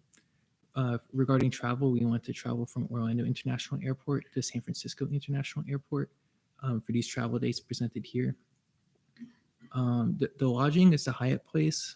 This is within a mile of the convention center, so it's a safe and convenient venue for students to go from the hotel to the conference. And they can be booked through the official booking agent for the conference, so it's cost competitive and low risk in terms of availability. So here's the cost breakdown. Our expenses are the registration, the airfare, and lodging, which are presented there. This calculation was current as of Tuesday of this week. Our total budget here is for approximately $14.3 thousand. So at the 50% level of support, we're requesting $7,100 from student government. That's for 8 students for 5 nights. So when you see something like quantity 20 for lodging, that's 4 rooms, 2 students per room for 5 nights. Next slide, please. So here's our progress in terms of getting funding. So the column on the right-hand side is what we'd like to get from student government. Right now, we have $5,000 of support from an industry partner, and we have a projected just over $1,000 from membership dues. On Night Connect, we have 59 members as of today. I don't know if we need to go through this, but I just have the quotes attached at the end. So the dates, the snapshots for the travel and the hotel as well.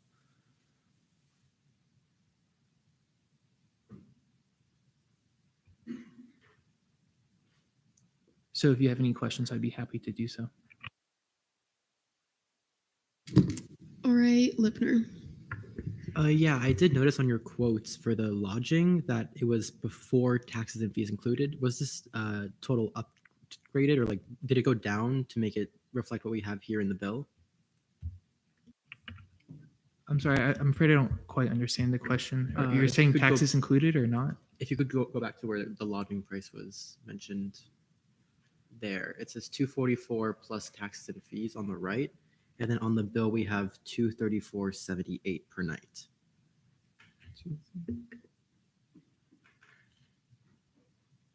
We just want to know which one is correct so we can reflect that for you guys. I'll have to look at the Senate bill again, if you don't mind, and I'll follow up accordingly.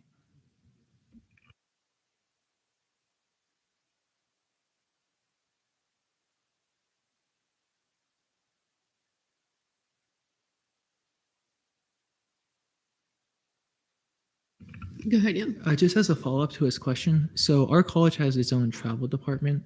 So what we can do as a follow-up action is ask them to basically go through the entire process until making the actual purchase and get an updated quote. And then I can send that information to my point of contact for the Senate. Any further questions for this RSO? Ganesh. How much are the membership dues? Currently, in our current version of the Constitution, is $20 each. When the club was first founded, if I'm not mistaken, it was $35. I don't know when the change from $35 to $20 occurred, and I don't forget the motivation.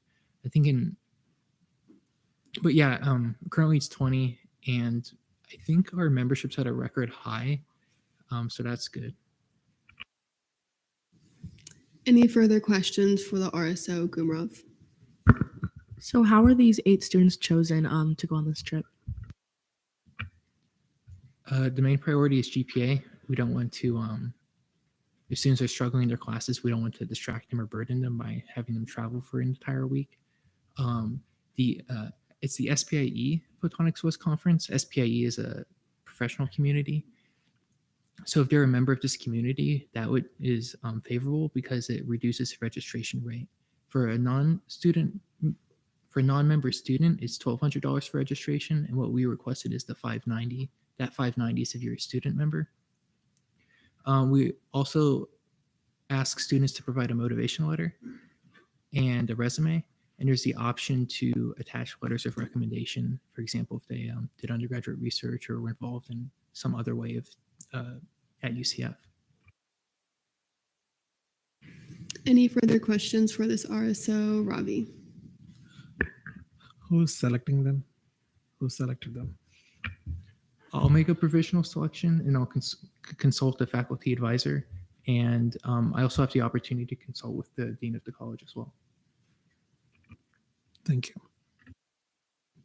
Any further questions? If not, I'll take a motion. Varela. Move to debate. There's been a motion to move to debate. Are there any objections? Seeing none, we're now in debate.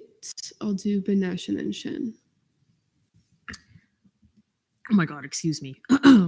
I'll be voting in favor of this bill. Like most that we see, it seems like it'll further the progress of students' lives. This could give somebody a great opportunity in their career, and photonics seems pretty cool. So yeah, I'll be voting in favor. Hell yeah. Shin. Yeah, I will also be voting in favor of this. We saw them in CRT. Their information was all very organized. I really like the criteria for choosing the members. I highly encourage you to do all the same. Hall. Yeah, no, I think it's a great opportunity, particularly I don't know how many people know, but our optics and photonics college is actually pretty unique nationally, and is a pretty great opportunity for students. That any opportunity that lets you, be able to connect with other people within that industry and whatnot, especially when that industry is projected to grow significantly. I actually got to talk to your dean recently, so he's a talker, but he's a good talker. So he said a lot about your college, but all that to say, this is a really good opportunity for a small group of students, but in particular, a college that is growing every single year, a college that's actually growing in gender diversity as well, something that they were really proud of. So I think that this is definitely something that we should definitely fund and invest in. All right, with 3 in negation, are there any Through an affirmation, are there any negation? Is finish? Oh. All right. Is there a motion? Finish. Motion to vote. There's been a motion to vote on this fiscal bill. Are there any objections? Seeing none, we're now in voting procedures.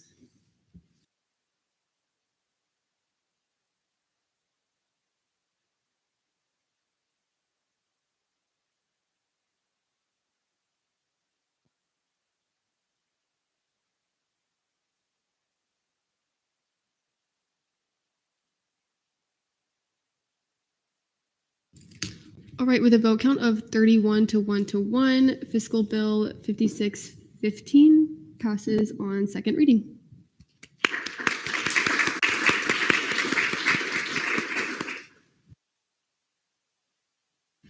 All right, fiscal bill 5616, funding for 32 members. Do I have to read this whole thing out or can I just say postpone? Okay. Fiscal bill 5616, postponing committee. Fiscal bill 5617, postponing committee. Fiscal bill 5618, postponing committee. Fiscal bill 5620, funding for 60 members of Society of Hispanic Professional Engineers to travel to the SHPE National Convention in Anaheim, California from December 30th to November 3rd. Pro Temp Morissette, you have 5 minutes. If anyone recognizes this bill, well, we'll add the context later, but this was 5614. And then the emails are linked as well. So please take a look at that. Pro Temp Morissette. Yeah, before I yield to the RSO, to provide the context, there have been various meetings with all the fiscal leadership that was relevant to the bill and our 2 supervisors about this bill and how to move forward in the best form of action, which is put like a new bill on the floor. Since there was a lot of misconceptions and confusions with last week's meeting, the body can move forward however they'd like. We just thought this was the best way to move forward. And with that, I yield to the RSO. We have a PowerPoint. I don't know if we can use it again or do. Yeah.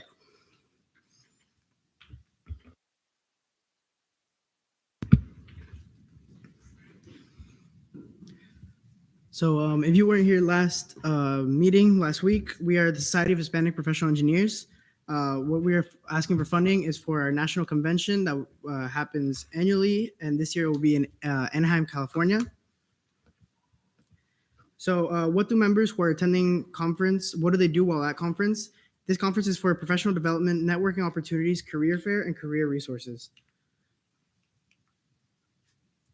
What members can bring back from the conference to benefit the UCF community? They bring back leadership experience, they expand the UCF network, share job opportunities with other students, enrich student success, and also gain mentors. Last convention, we sent 55 people with our bundle, and 254 overall UCF students went, with 97% of them getting interviews and 45 getting them internships or full-time opportunities. So this is very important for them to achieve these goals and these jobs that they were working very hard for. Basically, our cost breakdown is going to be the same, just we're going to have to move around some of the numbers since we are reaching certain deadlines. So basically, we spoke with Fong in the ASF office already, where we would have to cover more than what SGA covers. So we will be splitting it, not 50-50, we'll be paying more. We will be paying for the whole price of the Southwest airfare. So that's $23,051.34. And SGA would only be paying for registration and hotel, which in total, registration is $12,000 and hotel is $9,073, which in total for SGA would be $21,073.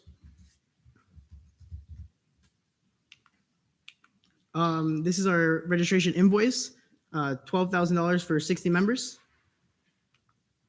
This is our hotel invoice for, that number is wrong again. We spoke about that last time. It is $9,072.83 for the hotels. And this is the invoice for the flights, which is $23,051.34 for 60 members. And any questions now? All right, we're now in line for questioning. Are there any questions, Varela? You said in your speech that it wouldn't be split 50-50, but on the bill, I'm seeing that it's only like a cent difference. So I'm wondering if the numbers are correct, have been updated to reflect that. So on the bill, that's what we're here for, to update it and change the numbers. But it would be what I said before. It was the $23,051.34 for us, and it would be the $21.73 and 83 cents. Sorry, $21.72 and 83 cents. More so. I just wanted to clarify with you, Brody, that we can reflect that in the bill, right? What do you mean? Since they're changing like what we can fund and what they can fund, we can reflect that in the bill since we're completely crossing out travel for them. Have it reflect whatever's correct. Yeah. All right, whose hand did I?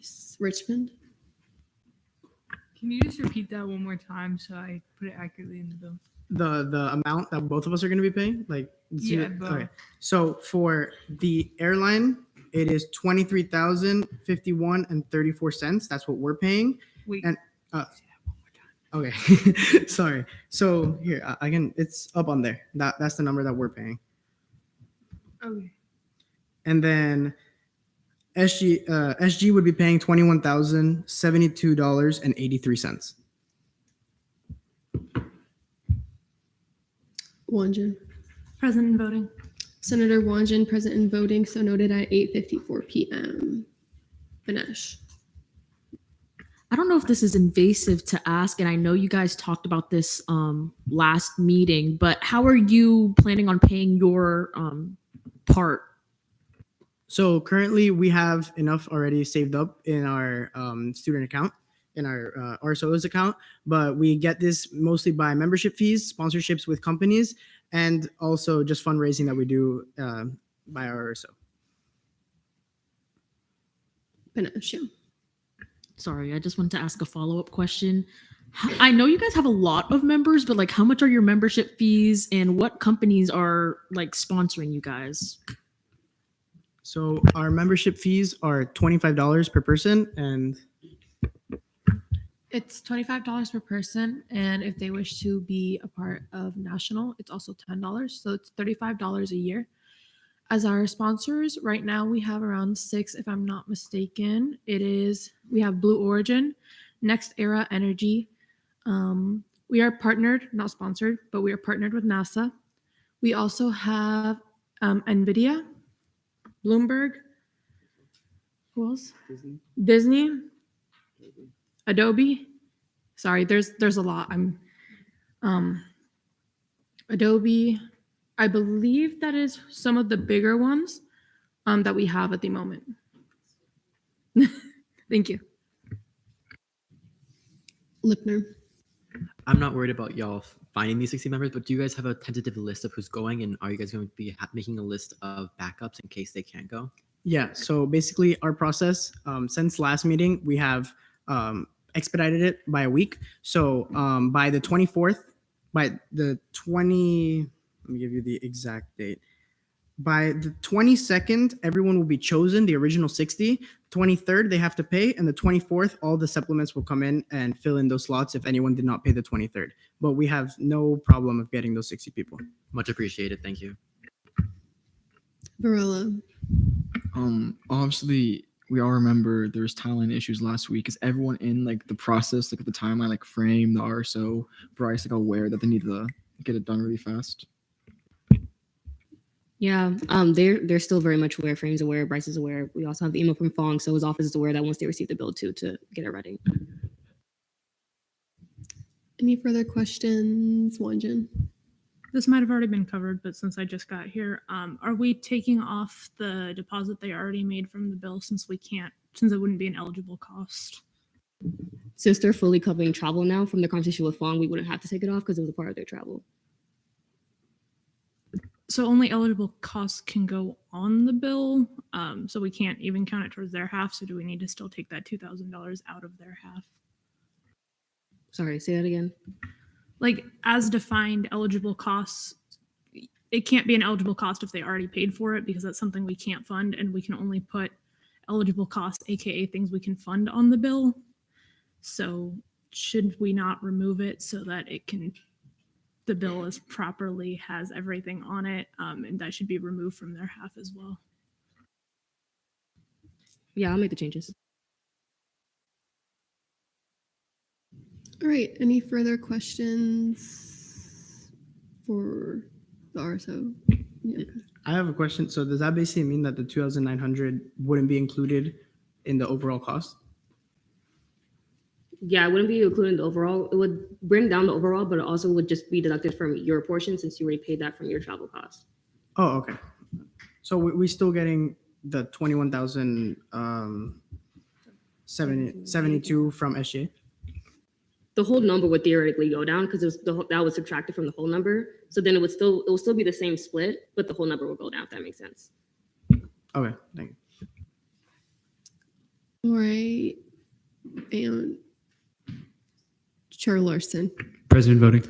Chair Larson, present and voting, so noted at 8:58 p.m. Are there any further questions? Gumrov. So just for clarification, we can't take that deposit out of strictly only their half, because we wouldn't even be technically funding that. So I don't know why we would be taken away from our half of what we can fund them. When I said split, I'm more so that because we're only covering registration and lodging. We're not covering travel at all. So it wouldn't necessarily be coming out of our half because we're not doing the 50-50 split anymore. So I'm just saying the split would still be we're covering registration and travel. They're still covering registration and lodging. They're still covering travel. Lipner.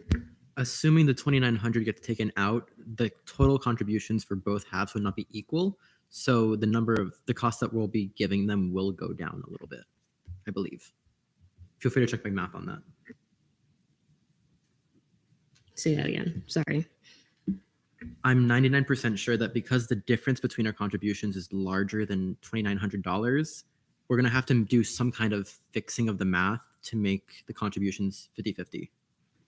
Our split isn't 50-50 anymore.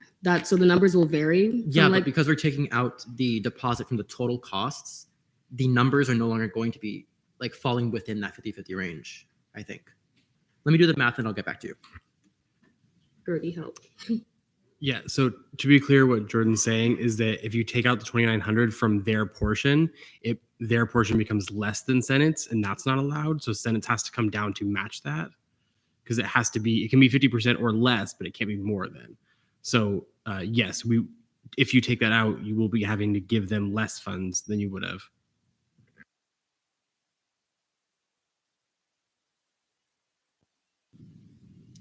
Any further questions? Hall. Can I question Brody? Just because to get your take, do you think that deposit needs to be taken out of their travel fee? Because I know we didn't really get a definitive yes or no on that beyond that as an idea. Yeah, I am trying to find where it is in there, and I was actually just going to ask Katrina if she could send it to me. I remember that being a consistent issue question, or not question, but a consistent practice. I don't remember if that is strictly not allowed, but I have faith that Katrina is going to find the specific citation any moment now. So I will have an answer for that soon. Wanjin? Would you like me to share the specific citation? Go ahead. Okay. It's the definition of eligible cost is total cost of lodging, registration, and travel inclusive of applicable fees and taxes that are not excluded by the following policies and guidelines. That's an 810.1. And then general limitations 816.3 in includes CRT shall not fund items that have already been purchased by an individual or RSO. So that down payment would be something that we couldn't fund and it wouldn't be an eligible cost because it's excluded by those policies. All right. Gumrov, we have about 30 seconds left in questioning. Yeah, I still don't understand because they're funding the travel now and the deposit was made on the travel. So I know it's not an applicable cost for us, but we're not funding it anyways. So I guess I'm just confused on that gray area. Is there a motion to extend questioning time by 3 minutes? Any objections? All right, seeing none, we have 3 minutes remaining in debate. Brody.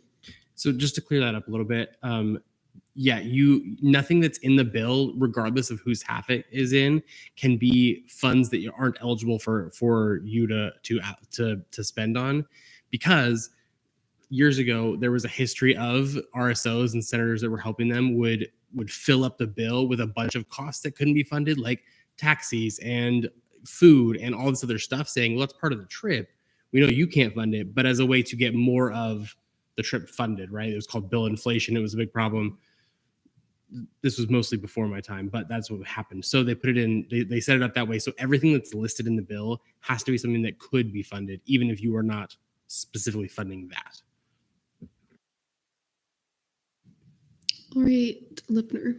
Motion to see Senator Wanjin's amendments. We're in questioning, so we can't do that until debate. Any further questions? Lipner. Motion to move to debate. All right, there's been a motion to move to debate. Are there any objections? Seeing none, we're now in debate. Remember, we have 10 minutes. All right, Lipner. Motion to see Senator Wanjin's amendment. There's been a motion to see Senator Wanjin's amendments. Are there any objections? All right, seeing none, whenever you're ready, Wanjin. It's just the recalculated math after removing the 2,900 from the travel. I don't know if people have figured this part out generally. Like, I don't know if this has continued to be an issue. So the travel multiplication does not add up exactly because there's some bonus cents in there. So just ignore that largely because it rounds to about the correct number for the final cost, and the final cost is what matters. Are there any, Gumarov? So now that we've removed that additional cost, are we now going to split it 50-50? Because that's what it says on the bill, that we're splitting it 50-50. That was my assumption. If that is not what we need to do, someone should make an amendment and I will see it as a friendly, but this makes it so that they have to cover their travel and then a little bit more, which will probably just mean reimbursing the business office after the fact. So yeah. Any further questions? Corelli. I don't know if it's a problem with Microsoft Word, but when writing these fiscal amendments, is it possible to make it maybe more concise and clear as to like exactly what's going on? Because if you look at total Senate contribution, there's about 20 digits there and a lot of commas and stuff, so it's kind of difficult to see. So at least on my screen, everything that isn't my amendment is crossed out because I crossed it all out. So the things that aren't crossed out are the things that are the numbers that I'm proposing. If that's not what it looks like for you, I'm sorry, that's a Microsoft Word thing. Gumarov? So I guess, do we want to make it up to the RSO if they want to go back to splitting 50-50? Is that something we can just ask them if they're open to that? I don't know why they would want to not split 50-50 because they can only get less money. So it's like, I don't think the RSO wants to intentionally move the amount of money they're getting from Senate down. I guess you could ask them that question, but that's my assumption. Hamid. Am I able to help Senator Corelli? If it's if you there's like a gray line at the left side. If you click that, then it will like get rid of all the things and it will show you what it would look like if everything's approved. For anyone that does not know that, it's very helpful. I know. All right, reel it back in. Any further questions on these amendments? Thank you for coming. Hall. I guess, can I ask the speaker a question? About the amendments? Yeah. Okay. So I know we just asked if we can ask the RSO, just because now we're telling them they're covering travel and a little bit more. Are they comfortable with doing that? Like, are we allowed to, I guess, ask the RSO? We can ask the RSO, yes. Yeah, I guess, can I direct a question to You may.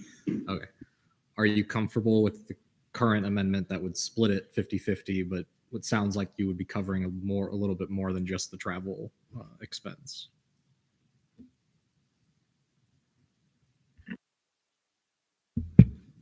Yeah, we would be okay with that. But, if you can go the other way, that would be perfect.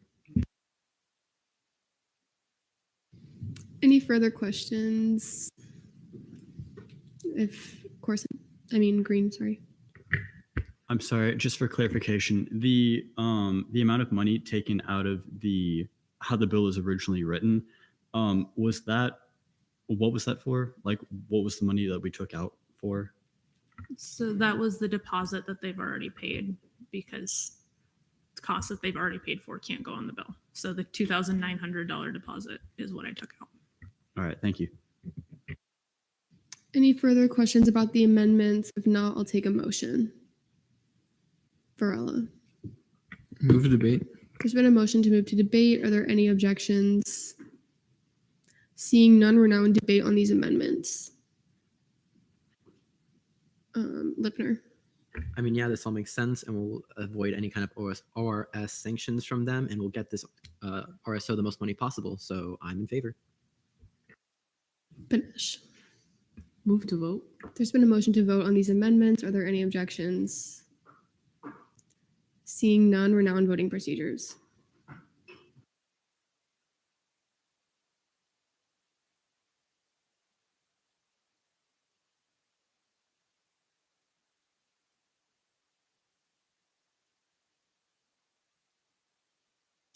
The vote count of 36 to 0 to 0, Wanjin's amendments pass. We're still in debate on the fiscal bill.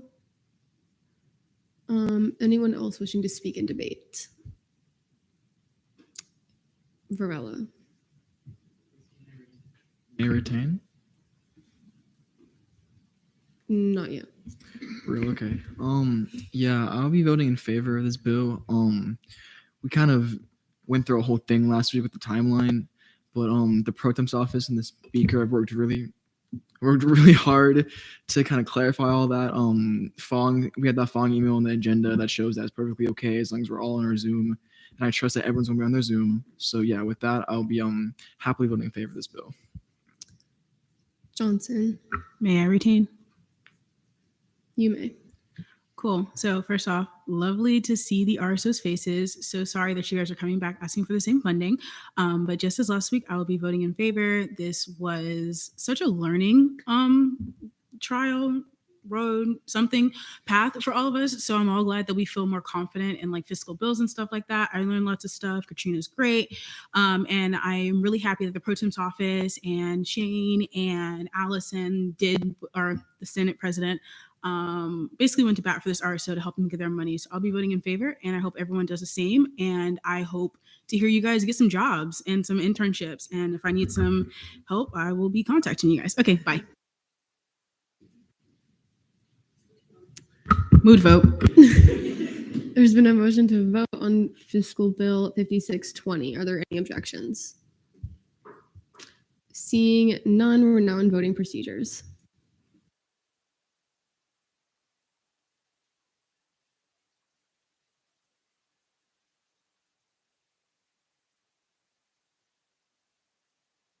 With a vote count of 36 to 0 to 0, fiscal bill 5620 passes on second reading.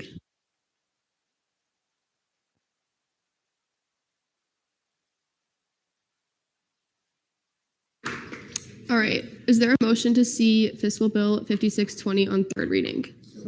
Are there any objections? All right, seeing none, is there a motion to go back to notice of legislation on third reading? Are there any objections? Seeing none, we're now there. All right, notice of legislation on third reading, fiscal bill 5620. Pro Temp Morissette, whenever you're ready. I yield to questioning. All right, we're now in line for questioning. Are there any questions for Pro Temp Morissette, Benesh?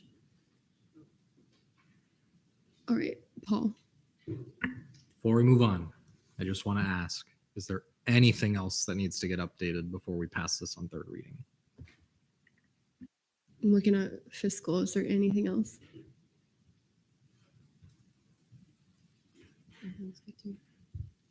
All right, everything looks good according to Pro Temp Morissette. All right, are there any further questions, Larson? Sorry, this question is going to be really repetitive, but since I wasn't here in the first bit, what is it that we took out and why did we take it out? This is directed towards whoever can answer. Imagine if you want to answer. Okay. Basically, we took out the $2,900 deposit they already paid because it's not an eligible cost under Title VIII. So we can't fund it. And it can't go on the bill because we can't fund it. In travel, or I don't know what specific details you want me to give. You might need to clarify. Can you provide like the specific line in Title VIII that says we can't fund that? Oh, yeah. It's 816.3 that says CRT shall not fund items that have already been purchased by an individual or RSO. And then eligible cost says that anything that we have on a bill, or anything we put on a bill has to be an eligible cost, and eligible cost means things that aren't excluded by our policies. Okay. So can I just get some clarification on specifically that item that they've already purchased that we can't fund? The $2,900 down payment for their travel. Any further questions, Metellus? Motion to move to debate. There's been a motion to move to debate. Are there any objections? Seeing none, we're now in debate. Is there anyone wishing to speak in debate, Banesh? Larson. The way I see it is, this could be very far off base, but have they really bought anything? What items have been purchased? They haven't purchased anything. They put a down payment down, but please tell me what items do they get with the down payment? With this, I'm really sorry to Senate that I'm late for this, but this seems completely out of line. I mean, a deposit is not buying anything necessarily. It is. We most certainly there, unless there is some other line in Title VIII, we need to get rid of that amendment. I mean, please prove me wrong. Can someone provide clarification on that, Varela? I was just thinking that, to be honest. I was like, question, is deposit a purchase? And according to Google, is a deposit is the intention to buy something. So that's that's a purchase. They're purchasing something. So yeah, it's a purchase. Larson? No, an intent to buy something is not a purchase. A purchase is when you buy something. An intent to buy something is far from an actual purchase. And not only that, but the specific line says items. So item or items that have already been purchased. And they have not received any item. Okay.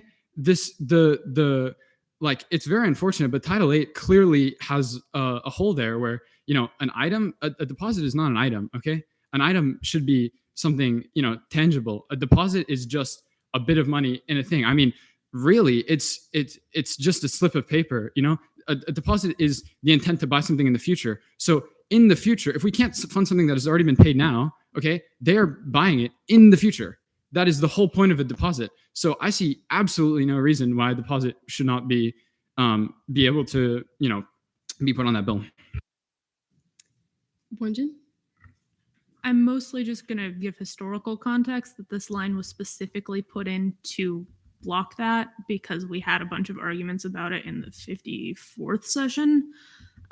If we want to debate over an amendment, I won't object to that, but that's the historical context. Gumrov? So I guess I have a question then. So with this deposit, then my biggest question is it refundable? Because if it's non-refundable, then the money's coming out of their account regardless, and that is something that they did purchase. If it's a refundable deposit, for say, if we didn't fund them and they got that money back, then I could maybe see it. But I don't know. Is it a refundable deposit? I guess it's a question to the RSO. Oh, he's finding out. Never mind, guys. Okay. In the meantime, Colado?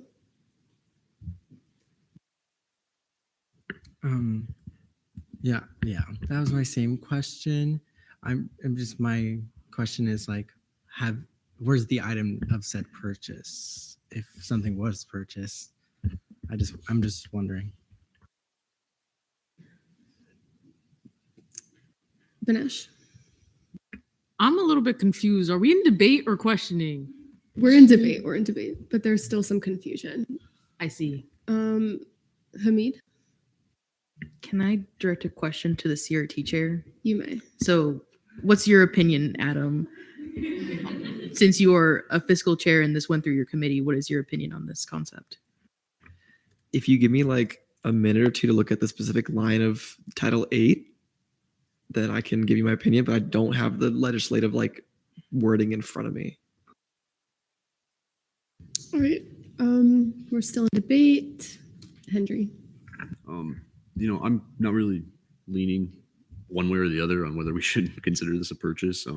I do think that, purchasing services, like it's kind of, you're purchasing the right to like go there and like have those spots. You're making deposit, like other people would have made deposits for those same spots. So you are kind of like, there is something there that is not necessarily tangible, but you can see it. Like, All right, Johnson. So I do understand the confusion, but there's kind of reasons why we just don't allow people to purchase deposits before the bill has been signed. It kind of just prevents some of that, like some of that confusion, thinking they're going to get the money and then they don't get the money. I think that if the and just from what I've learned from like Adam and just being in CRT, I would say that that wouldn't count. We wouldn't be able to fund that. Additionally, I think if the RSO is not really, excuse my like informal language, but if they're not really tripping on this, I do think that that's something that we could totally discuss in like LJR and maybe like talk about remanding the bill. But if they're okay with it as is, I would really prefer for us to just like get voting so they can get their money because they are a little bit behind and they have a lot they need to do. So, Lazo. I love to see this passion in Senate. I bring it back. I love this. But also, we can get really philosophical and say that everything is just a slip to do a future intent to purchase. But beyond that, this fiscal bill has been through so much. This RSO has been through so much. This Senate floor has been through so much just when it comes to this fiscal bill. And I believe that we've gotten it to the point on this third reading where we are all comfortable with it. And for if there is any confusion, I'm sure we have multiple educated fiscal people, more educated than I am, that can explain that. But I think we're at a point where we're all comfortable with allowing it to vote, especially since we already just moved to see it on third reading on the same night. And it is vital that this RSO gets this funding now. Larson. The way I see it is it's 9 o'clock. We have 3 more hours here, and every one of you should fight tooth and nail to let like RSOs get as much as they can. That's the whole reason we're here. So with that regard, I mean, we need to be, pushing the boundaries as far as we can within the statutes that allow them to get as much funding as you can. The argument that, it's in a good place now, we're comfortable with it. Just think about it. We're comfortable with, taking away money from RSOs. That's essentially what's happening here, by not funding that deposit, it's straight up taking away money. And like, a deposit is far from purchasing things. When you go and buy something, when you send money to someone for a service, they are like absolutely obligated to get you that service, and they are in the works of getting that service. A deposit, you can like tap out of that at any time, if it is refundable. But getting back to my original point, I mean, every single one of you needs to be fighting for this RSO, and I think like, as a fiscal chair myself, like I see no reason that this, with my fiscal knowledge, see no reason that this should not be funded. But with that, can we direct a question to the RSO if they've figured it out? You may direct a question to the RSO. All right. Okay, so the exact wording on the invoice says, except as otherwise provided in this travel agreement, deposit will be refunded within 5 business days after final payment and ticketing. That's that. And then it also says the refund is on decreases and stuff like that. But no, that's on decreases. So on the area where it's talking about the down payment, it says what he has said before, where it will be refunded within 5 business days after the final payment. All right, Hall. I was just going to say, if it's going to continue to be a back and forth about this, to be perfectly honest, maybe the fiscal people should meet for like 5 minutes so that instead of hearing about one side and the other side, I feel like we should be moving forward collectively, whether that's taking the money and just going with what we already did or changing it. I think the constant back and forth and whatnot, we just passed it on second, not saying we should just pass it on third, but this is going to, last week was already enough of a mess. it sounds like it's about to become another mess over a very, to Senator Lazo's point, philosophical question. I would argue possibly 5-minute recess, something along those lines, so that everyone's on the same page, because at least the people that are the fiscally knowledgeable people, because this is just going to keep going for another 20 minutes. I can already see it. Fiscal leadership, Adam's over there. Would you like to have a break, reconvene? Okay. Am I allowed to recess in the middle of a bill? You are welcome to recess and take a break. I would encourage a group of senators to not discuss a bill that you're going to vote on outside of the meeting, because that would violate your statutes. Okay. Yes. Can we discuss policy though? Okay. Is there a motion for a 5-minute recess? Are there any objections? Really quick. Wait, I haven't done it yet. Are there any objections? All right, seeing none, I recess this meeting for 5 minutes at 9:39 p.m. We will reconvene at 9:23 p.m. Really, guys, we will reconvene, guys. We will reconvene at 9:28 p.m.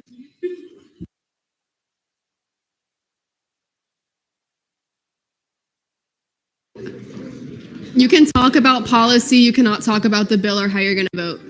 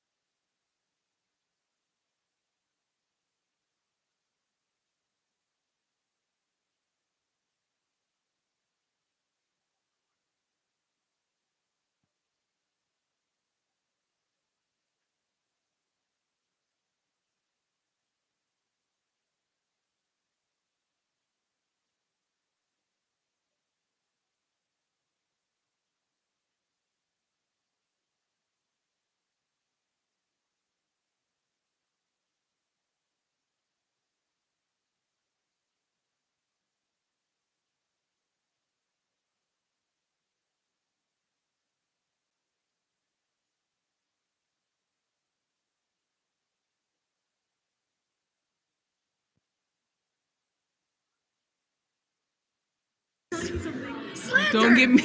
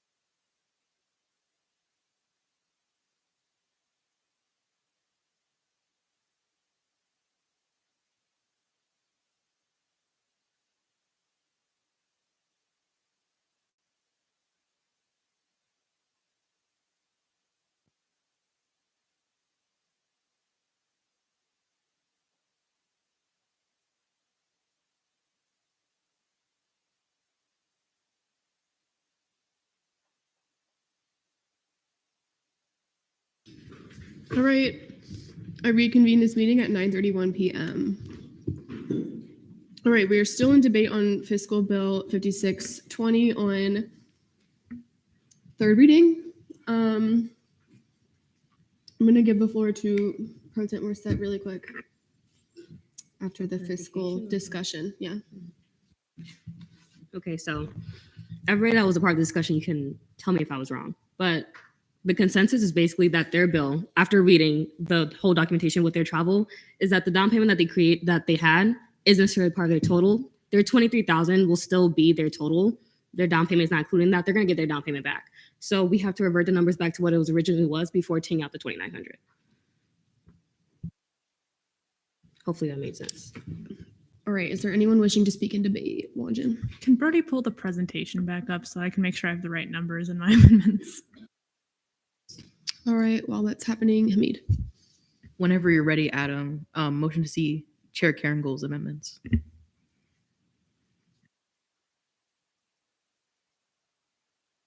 All right. Are we still fixing the numbers though? All right, there's been a motion to see Chair Karen Gold's amendments. Are there any objections?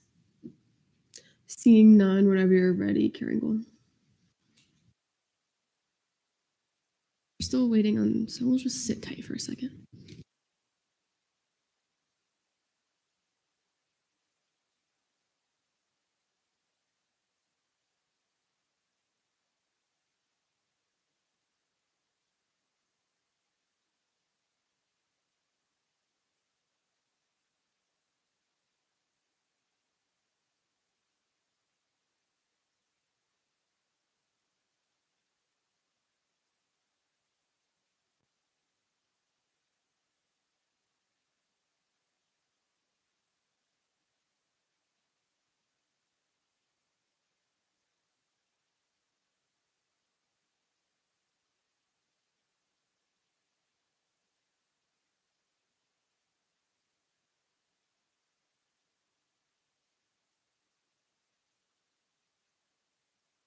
Whenever you're ready. Yeah, so basically we're basically just re-adding that back to the normal flight amount, amending the description to match the total divided by 60. And so now the new cost is going to go right back to the original bill amount of $44,124.17 divided by 2, 22,000 each. Yeah. All right, we're now line for questioning. Lipner, May I direct this to the RSO? you may. Now that the down payment or deposit is the correct terminology, is no longer coming out of that total, do you want to cover half and half and not do the uneven split that we discussed to begin with?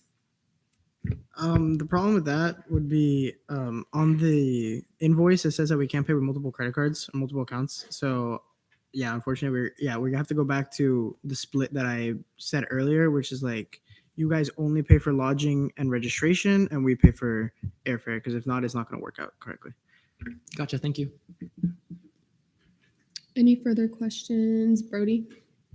Just to make sure you're aware, the business office does that as well, where they can't split a purchase, but what normally they'll do is they'll pay the entire thing and then you pay them back whatever the difference is. So like in this case, they could pay the entire travel bill and then you would pay them back the $1,000 or whatever it is. Okay, so 50-50 it is. Any further questions, Rose? Just to make sure, you didn't work anything out specifically with the business office that said like you have to pay for travel, like they're not going to pay for it. No, we just proposed this. The thing is that we need to pay these flights by Sunday. So that's the problem here, is if we go the 50-50, I don't know if we're going to be able to actually pay it by Sunday. Any further questions? Hamid. Move to debate. Lipner, do you have a question? All right, there's been a motion to move to debate on these amendments. Are there any objections? Seeing none, we're now in debate on these amendments. Banesh. Move to vote. There's been a motion to vote on these amendments. Object. Do you withdraw? Okay. All right. We're still in debate. Gumrov. I know we're in debate, but can I direct a question to Brody real quick? Go ahead. So, since what the RSO said that he has to pay the plane tickets by a certain time, I mean, there's just no way that the business office would get him that funding. So, I mean, it might make more sense to go back to that original split where they pay travel. And so that would be, I guess, I would have to amend that from Caringle's amendment. Because your amendment, it says 50-50. So, or if you would see it as a friendly. Hopefully. Larson. This is to Brody. Once we pass the fiscal bill, could the RSO not get reimbursed the money that they would spend on travel? That way we could do 50-50? The answer to that question is they could potentially be, but I don't know that we can guarantee they would be, right? So that becomes up to the business office and their process, and like, you run the risk of like not being able to guarantee that, and then all of a sudden plane tickets go up by $5,000, and you know what I mean, then you're in a mess. More set. Question to Chair Larson. You may. Are you referring to the total travel cost or the reimbursement of the $2,900? I'm specifically talking about if we did a 50-50 split, then the RSO, after we approve this bill on third reading, the RSO would, if the business office doesn't get it set up in time, the RSO pays for the flights, then gets reimbursed because we've already approved the bill. Yeah, that's more of what I'm referring to. Wanjin. Can someone check my math? I don't think they're going to have issues like with ORS if we leave it as they currently do, and they're not able to get any money from the business office like for travel. So basically, they're only able to actually get the 21,000 instead of the 22,000. So if someone can check my math and verify, I'm 95% sure that's correct, given that 80% is a lot more than like $1,500. But I think we can just leave it as is and hope for the best for them. All right, looks like Pro Temp Morset's checking, but Gumrov. Yeah, I just wanted to talk about, so if we were to do the 50-50 split, which I think we're leaning against, if they were to purchase the tickets in themselves is over that 50% mark that we would pay. So like if they were to buy the tickets and get reimbursed, I'm not sure how that would work because the reimbursement amount would be less than what they actually paid. And I don't know if the business office is okay with that. So I think it's better to be with the Rose. This is kind of answering Wanjin's question. I think they should be fine. It's just still like 95%. So is that what you got? Yeah, it's 95%, which is way higher than 80. Yeah. So are we in debate? We are. Okay, I would just say I would be in favor of keeping it 50-50. Caringle. Yeah, if they're gonna pay for $23,000, that easily covers their 95, and then $21,000 is definitely nowhere near 80% for the Senate's contribution. And at that point too, there might be a little work out with the business office to get that extra $600 or whatnot or $1,000 reimbursed to them after the fact. That could be worked out. So I think we should just leave it as is. Great, Larson. Yeah, I agree. We should definitely do 50-50 here. I mean, worst case scenario, if they pay for flights and they can't get it reimbursed, like that's the best we were going to do for them anyway. So there's no point in not. All right, seeing no further hands, is there a motion? Varela? Move the vote. All right, there's been a motion to vote on these amendments. Are there any objections? Seeing none, we're now on voting procedures.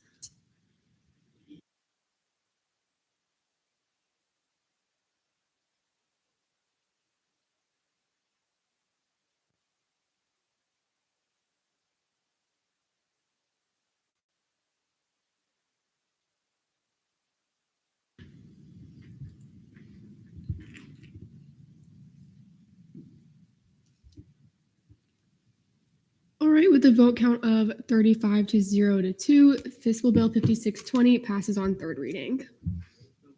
Oh, the amendments. Oh my God, I'm so sorry. That was these amendments. Chair Carringle's amendments pass. All right, we're in debate on this bill. Metellus. Yes. All right, this bill has come a long way, and I'm glad that we've gotten it to its best that it could ever be, and a lot of discussions have taken place. So I do think that it is time to vote on this bill. And with that being said, motion to move to vote. There's been a motion to vote on Fiscal Bill 5620. Are there any objections? All right, seeing none, we're now in voting procedures.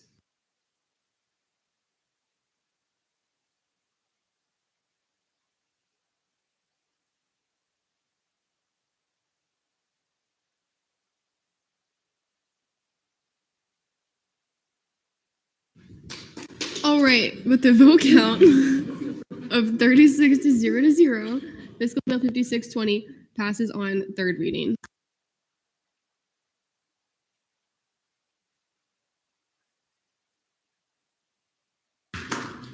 All right, Pro Temp Morset.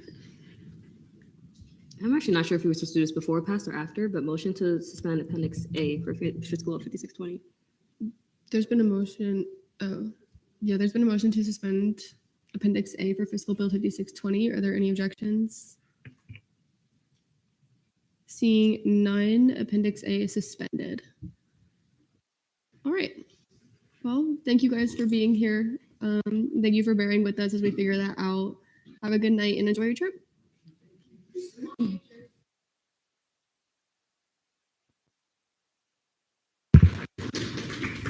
All right. Okay. I lost where we are. All right. Is there a motion to go to internal committee reports? Are there any objections? Seeing none, internal committee reports, ENA Committee Chair DeCara. We did not meet this week. 5607 is tabled. It's actually from me, so I'm also waiting for additional discussion regarding that. For confirmation materials are linked. I'm going to say this. I just received 2 emails from them, Andre and Renee. Andre apparently got a promotion, so they rescinded their application, so we will not be seeing them, so we'll postpone it. Renee also responded as if they have class every Thursday, and it also seems that they may not be the. I'm going to speak to them a little bit more, but we also postpone that. But Zachary is here. But additionally, I spoke with Chief of Staff Blanco about appointments, and she said we should have our next round. She's looking over them next week, then interviewing by the first week of October. I'm gonna kind of like go back to her about that because I think we should fill these a little bit faster rather than that. If she needs help, we have the Senate here to help her, and she has other cabinet members to help her.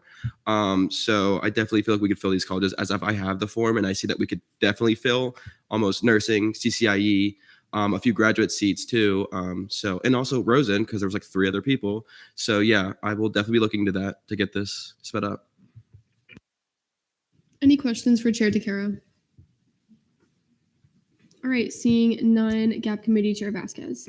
Hi everyone. I hope everyone's doing great.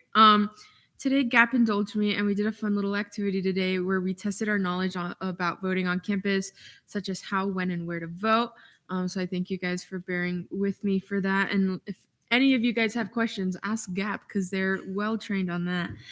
We also discussed all the events that we have coming up in the next few weeks, such as the registration rodeo. I put the flyer below, which is happening this Tuesday, September 17th from 12 to 4 in the Student Union Atrium. I'd love to see as many of you guys there. The event is being hosted by Knights Vote, and SG will obviously have a presence there, in addition to RSO's tabling and presence from athletics. So that's pretty exciting. If you guys would like to table with us, please just DM me. I put the flyer below, and thanks Maddie for fixing that because it took up a whole page. So very grandma moment of me. And then the next thing I wanted to say was Gak Polaire and I were invited to speak at the Burnett Honors College Symposium on Monday and Tuesday, where we'll be talking to over 250 students in each class. So that's pretty exciting, solely about SG involvement and voter registration. So if you guys want to come out and take a look at what we're going to be presenting, please feel free. Just ask me for the details and I'll send them to you. And then we're also going to be tabling at Rosen campus next Thursday from 1 to 3. I will not be there, but Chair Hamid will be. So if you guys want to attend and table at Rosen, DM me or DM Jason himself. So that's it. Thank you. Are there any questions for Chair Vasquez? All right, seeing none. LJR Committee Chair Quartz. Good evening and hello, Senate. Yesterday we saw 9 absences and 1 blanket excuse request. For absences, we saw Stephen Levine, 2 seen as a block, approved 3-0 to 2. Nadaf Shanan, approved 4-0 to 1. Kushi Chauhan, approved 4-0 to 1. JC Lim, 2 seen as a block, approved 4-0 to 1. Katrina Gumarov, denied 2-0 to 3 to 2. Miriam Naguib, 2 seen as a block, approved 3-0 to 1. And then for blanket excuses, we saw Tyler Borges, denied 0 to 3 to 2. We also read Senate Rules 4 and 5, and we're working on the joint clarifying the Constitution and statute training event in partnership with AG Polera. And I have updated the attendance to reflect our Senate meeting on August 22nd regarding the voting record. If you don't vote on at least 75% of what we see, it results in a half absence. And we're still seeing a few problems with senators not being able to see the absence request form. So I linked it there. Please save it somewhere. Are there any questions for Chair Quartz? All right, seeing none. SBA Committee Chair Hamid. Hello, everyone. I hope you're all having a great week. Happy almost midterms. So this week in committee, we saw proclamations 5612, 5613, and 5614, all of which passed on first reading. This week, we tabled for the first time this session. We got a few people interested in Senate and a lot of new ideas for initiatives. They're posted on the wall of the conference room if you're interested in one. And if you'd like to table with SBA, let me know. Also, like Chair Vasquez said earlier, we're tabling next Thursday at Rosen for GAP and SBA, so I'm excited to go down there. Again, DM me if you want to ride. I have a car now. Also, last Friday, I met with Dining Services with APIA Chair Lim and the president of APAC. And if you guys need any help with initiatives, resolutions, or proclamations, please reach out. Are there any questions for Chair Hamid? All right, seeing none confirmations.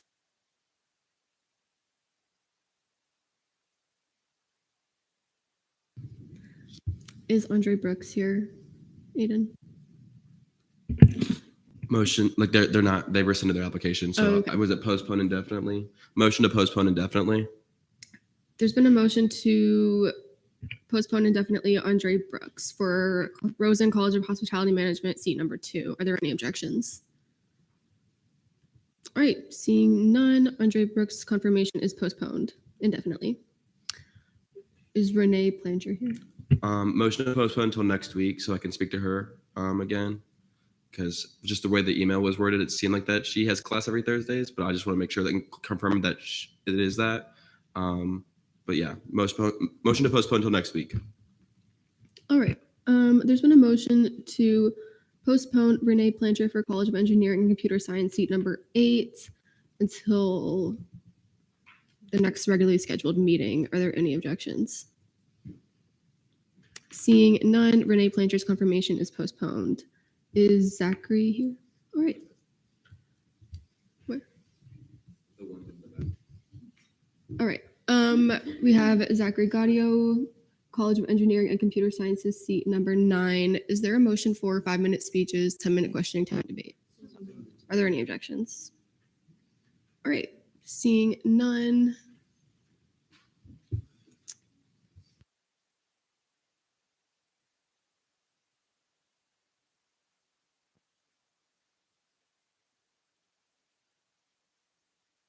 All right, you have 5 minutes whenever you're ready.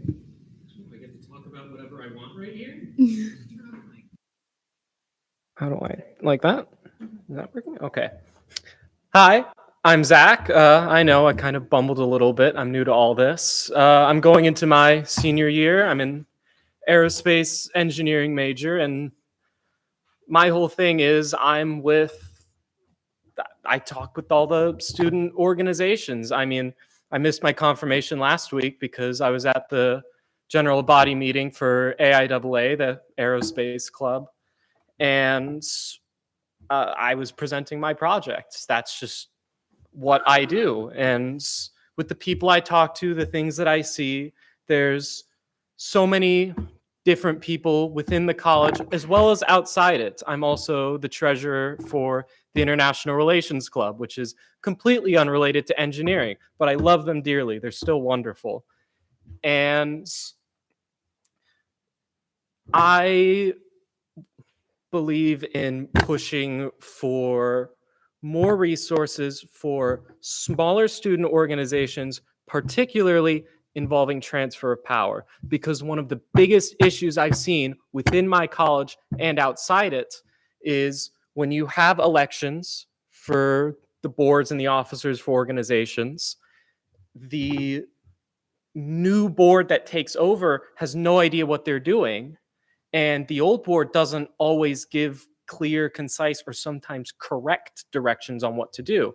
One of my best friends, he's the current president for the Collegiate Mathematical Society.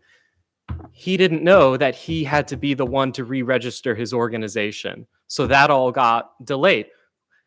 I heard a snicker. That's not funny. That's a real thing. It delays everything. And that's something that I think more organizations should have knowledge about, to understand these are the things that need to get done for you to succeed, because all students deserve to succeed and organizations are how they do it.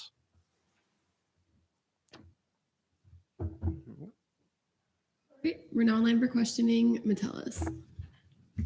It does get me excited to see another engineer at the school interested in being involved in student government. But I would like to ask, seeing that you are involved with a lot of engineering RSOs, how do you balance your time and how do you make sure that you are putting a lot of time and effort into student government? I balance it well. That's how. For a more real answer, though, I separate my days out realistically. So for instance, my duties for AIAA, they rest almost exclusively on Mondays, while I do once a month have to be absent for the general body meeting. That is only once a month, and I still intend to be as active as I possibly can. And scheduling the committee that I would like to be on around that. It's because I have days where I'm available, I can get work done. I'd like to get work done. That's why I'm here. Richmond. Are you available Friday, October 4th at 1 p.m.? Let me check my calendar real quick. I believe I am. Fridays I'm usually free, but sometimes I plan things and they sneak up on me. Yes, I am. Perfect. Put on your calendar that you have a dean meeting. If confirmed. Corelli. So what committees or caucuses do you think you'd like to join? I would be interested in joining the LJR committee. I know it's I enjoy simplicity, and there's a simplicity to rules, and it's something that everyone abides by. Wanjin. You talked a lot about trying to assist RSOs with like the re-registration process and that sort of thing. That's clearly something you're very passionate about. How do you plan to use your role as a senator to do that? Are you going to focus on like helping them with funding, or do you plan to create like some sort of more simple re-registration information? Do you plan to work with the Knights of the Round Table agency? An excellent question. So for one, just by being active with communicating with the RSOs, telling them, hey, these are the things I'm doing, these are the things you should know about. But also I would like there's power in information, and I'd like to set up a sort of awareness campaign, if you will, especially around the time elections are having, to outline just straightforward towards RSOs. These are the things that need to get done, because from the outside looking in, it seems like there's so much to do. It's also complicated. It's really not, but you need it all spelled out for you. So really, information is king. You don't need a crazy budget for something like that. All you need is just flyers and people going around and being nice. Be nice. I can't see who's behind Serta. Outside of transfer of power, do you have any other initiatives or goals you'd like to implement? Yes. So within the College of Engineering, there are a lot of RSOs who I'm not a man of complex words, who do things. They build things, or they'll go places. Just earlier, you guys were going over a fiscal bill for SHEP to go to that conference. And there are opportunities to build skills and to learn how to communicate. And I'd like to put a lot of focus on, talking to RSOs. I'm placing a huge emphasis on that and saying, hey, what are the opportunities you guys can find? Maybe even laying out a few suggestions I find on my own time, so that then they can come back to me and say, hey, we'd like maybe some money in order to do this. Where do we go from there? And that's where I really come in. Hall. Yeah, I think you touch on a good point in particular, that I think, especially post-COVID, there's definitely a leadership retention problem at UCF, and I would argue most colleges. I guess my question being, obviously a lot of the RSO work happens within OSI and the different agencies that kind of fall within OSI. Beyond just informing people more, do you feel like there are other tangible things that you can do with RSOs? Obviously something you mentioned is that in your personal example, that the club leadership didn't really know much after when the new board came in. Are there things that you feel like they should be doing sooner in terms of training some of those student leaders? Do you feel like that would be beneficial? Like, do you think the current structure of RSOs on campus, things like, I can't even remember the website right now, but that really outdated website we use for all the RSOs, Night Connect, do you think in general, there's a lot of work that needs to be done with RSOs on campus. There's always a lot of work that needs to get done, but it's all about small steps, one step at a time.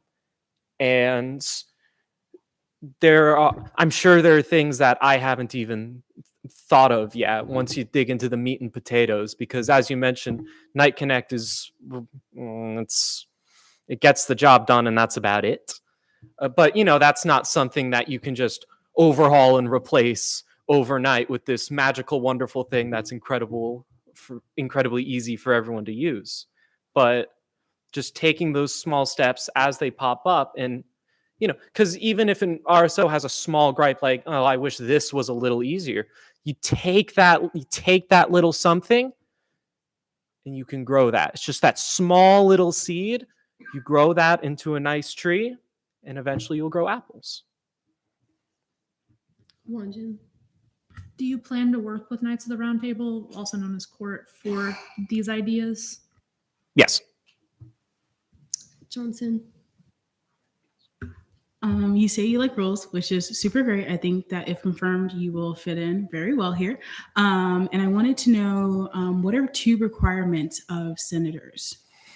Well, once a semester, you've got to meet with the dean of the college, talk to them about things that are going on, what's going on, maybe some things that you'd like to see. And of course, you got to show up here once a week,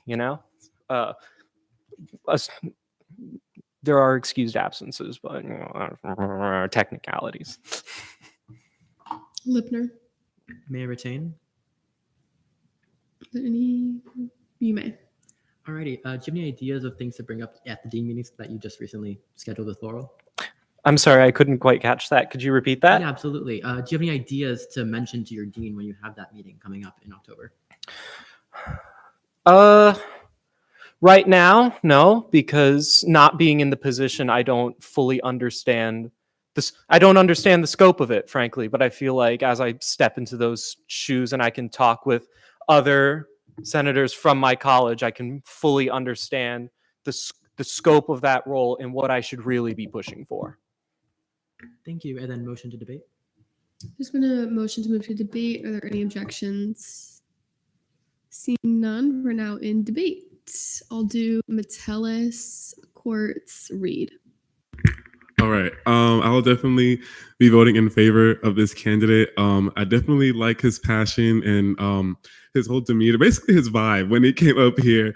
And I really like that initiative. Like that's something that I didn't even know was an issue, transfer of power within RSO. So I think that's a very unique thing to bring to Senate. And I like that he already knows who he wants to work with. And I think he'll be a great addition to this chamber. So I'll be voting in favor.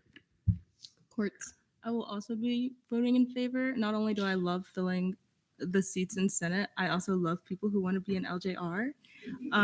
If I take from the ENA minutes, whenever we confirmed him there, he said he was open to LJR. So I'm glad he made a decision. We meet Wednesdays 3 to 4, if that works for you. Reed.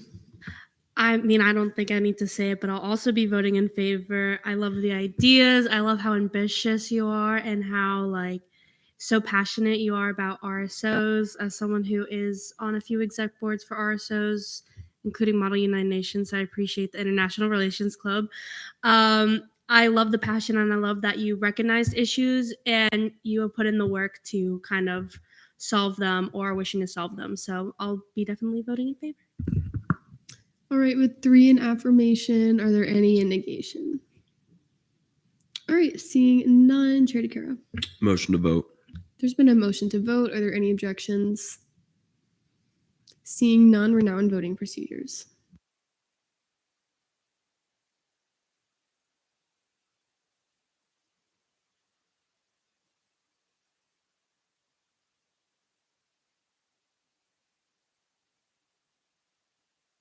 All right, with a vote count of 36 to 1 to 0, Zachary Guido is confirmed for College of Engineering and Computer Science seat number 9. Congratulations. Gaudio. How is the pronunciation? Gaudio. All right, my bad. I don't like being. All good. No, I appreciate it. I need it. All right, congratulations. All right, and I don't know if you know this too, but you're getting sworn in back there, and then you can come back and then check back in. All right. Internal legislation, notice of legislation on first reading. Proclamation 5615, proclamation celebrating October 11th as International Day of the Girl. Chair Lazo, I hereby remand to SBA. Proclamation 5616, proclamation declaring the month of March as National Breast Cancer Awareness Month. Chair Lazo, I hereby remand to SBA. Notice of legislation on third reading, none. Notice of legislation on second reading, Internal Bill 5607, updates to Title 6. Chair DeCara, postponing committee. Resolutions, Resolution 5602, resolution urging the University of Central Florida to begin development of the Performance Immersive Experience and Entertainment Laboratory, formerly known as the Center for Innovation in Arts and Entertainment, ELA Richmond. Is there a motion for 5-minute speeches, 10-minute questioning, 10-minute debate? Any objections? All right, seeing none, ELA Richmond, you have 5 minutes whenever you're ready.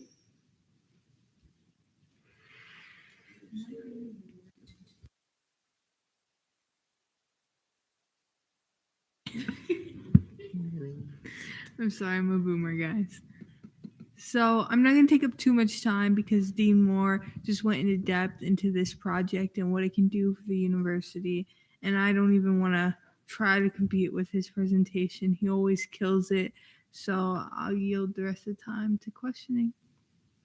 All right, we're now lined for questioning. Are there any questions for ELA Richmond? Metellus. There's been a motion to move to debate. Are there any objections? Seeing none, we're now in debate. I'll do Hall, DeCara, and Metellus. Yeah, I mean, I think most of us will probably be voting affirmatively for this. I think one thing that I'll say is I remember in the 54th when Dean Moore also came to advocate for this. I can't think of another dean that actually bothers to talk to student government in a significant way about this beyond, obviously the dean meetings are important, but for someone who is at a very high level at this university to take the time to come and speak to us about it, especially given the fact that the whole project has grown even more since it was 2 years ago in terms of what they're envisioning.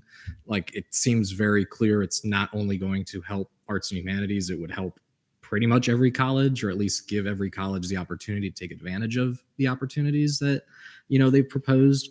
Obviously, based on what he was saying, they definitely got some legwork to do with getting, the funding for this, which has always been the biggest issue.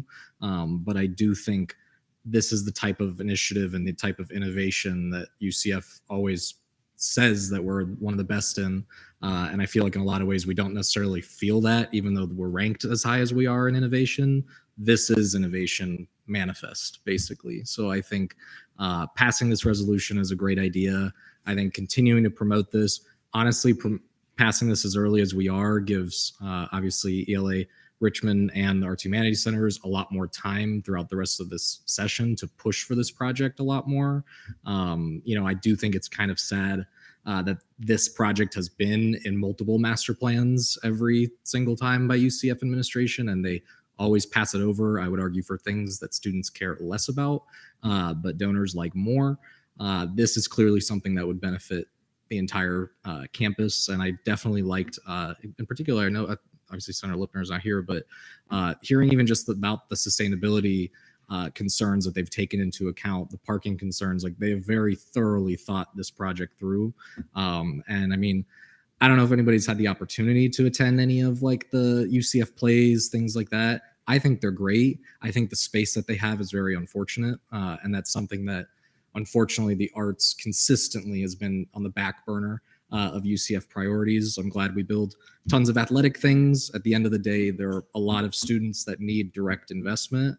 This project would do that. So I think I'm more than happy to support this.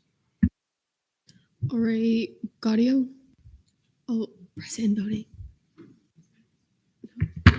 Present And voting. and voting. Senator Gaudio, present and voting, so noted at 10:08 p.m. All right, DeCara.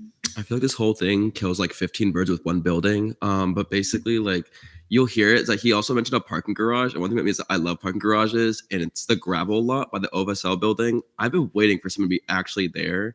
And, I was a little bit worried though. I remember when it was first brought up, it was like all that parking gets taken away. And I know that a lot of people use that parking, and there's so many like perspectives they already took to, account for like the loss of parking, and also the tailgating space there. If you see on game days, they account for so much. Additionally, they said mass casualty. And for me and Adam being EM majors, it's like very important that this building will be used for like all majors here at UCF, not just for, performing arts and such, and that's a transformative space. So of course I'll be voting in favor. All right, I said Metellus next. I'll definitely be voting in favor, of course. But I did want to say, definitely his speech and passion, especially coming from a dean, was so inspiring. And when I watched that video, I was like very, very glad that like I go to a school that like cares about stuff like this. And it was almost like tear jerking almost. And I'm just seeing the walkthrough of the site. I am so glad that something like this will hopefully be available for the next generation to use, because like you said, we are a premier engineering and technology university. And I do think having a building that is so tech focused and centered around the arts is very important at a school like UCF, where we are engineering and technology focused. We should be able to combine those things and utilize it. And I feel like pushing for this bill is extremely important, and showing that we as a Senate agree with the sentiments of having this available for UCF. All right, with 3 in affirmation, are there any in negation? All right, seeing no hands, Varela. Move the vote. There's been a motion to vote on Resolution 5602. Are there any objections? Seeing none, we're now in voting procedures.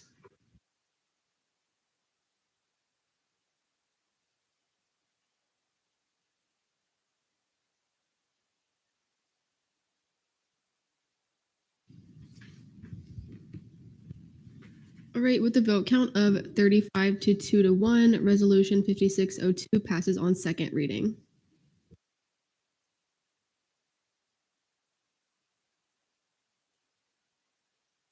All right, for proclamations, Proclamation 5612, proclamation recognizing September 15th, 2024 through October 15th, 2024 as Hispanic Heritage Month. Cherry Mendez Valero, you have 5 minutes. Alrighty, hello everyone. So yeah, as the title says, Hispanic Heritage Month is coming up soon. It's the whole month. This day is chosen because it like combines a lot of important days for Latin American countries. But like beyond that, Hispanic Heritage Month is a month where the Latino/Hispanic community in the United States can celebrate their heritage, their culture. We have, at least in Florida, the 3rd largest population of Hispanic people in the United States. So it is specifically important for us to highlight this month. Also, UCF is a Hispanic serving institution, as we have almost 30%, right? Yeah, I think. Oh my God, I forgot. Of students who are enrolled are Hispanic. And we have a bunch of resources for them as well. But yeah, it's just a month that functions for us to celebrate our culture and for everybody to become a little bit more educated. I yield the rest of my time. All right, we're now online for questioning. Richmond. Wonderful, Chair. What are you planning on doing this month? So as I already said in my announcements, we're doing the Food Truck Fridays. So Friday 20th, 27th, October 4th, and 11th. Yes. From 11 to 3, we're going to have food trucks. I will send the food trucks that we're going to have in a post to the like Senate thing, so everybody can see and maybe plan if you want to go to one specific one, because they all look really yummy. And we're also going to be tabling. And as I said, if anybody also wants to table, y'all are more than welcome to. Just let me know. And besides that, we're going to be tabling at other events, like HSI is doing another event in October for recognizing the Seal of Excelencia, which is what UCF gets for being an HSI. We're going to Pachanga on the 25th. And yeah, any other opportunity that pops up to table, we'll probably be doing that, but our main event is in food trucks. Wanjin? This is pretty much just a technicality, but on your second to last line, it says UCF received the Seal of Higher Excellencia. Is that correct, or should it just be Seal of Excellencia? Let me double check on that. All right, while we wait on that. I can be asking a question into this at the Okay. same time. It's okay. All right, any other questions while we get that one done too? No more question or Varela? Oh, Takara.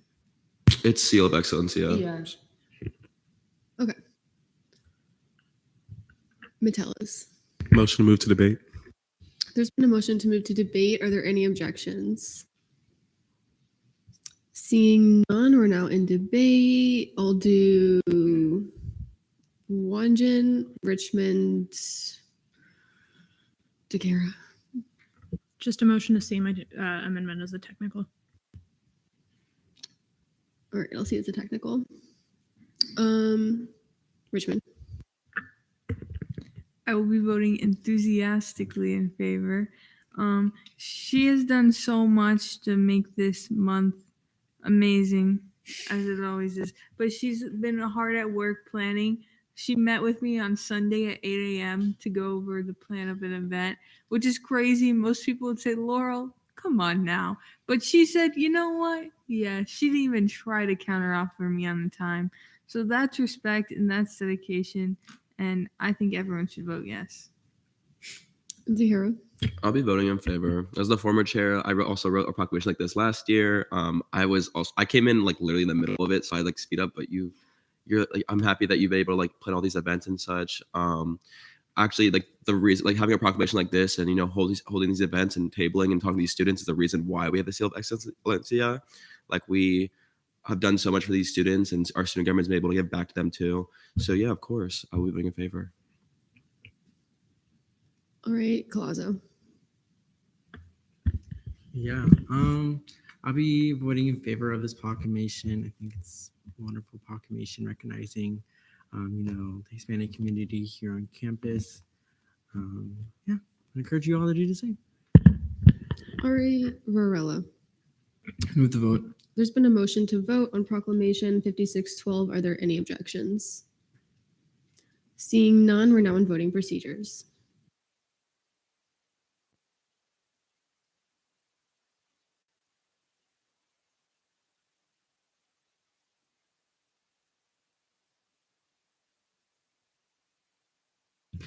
All right, with a vote count of 36 to 0 to 1, Proclamation 5612 passes on second reading.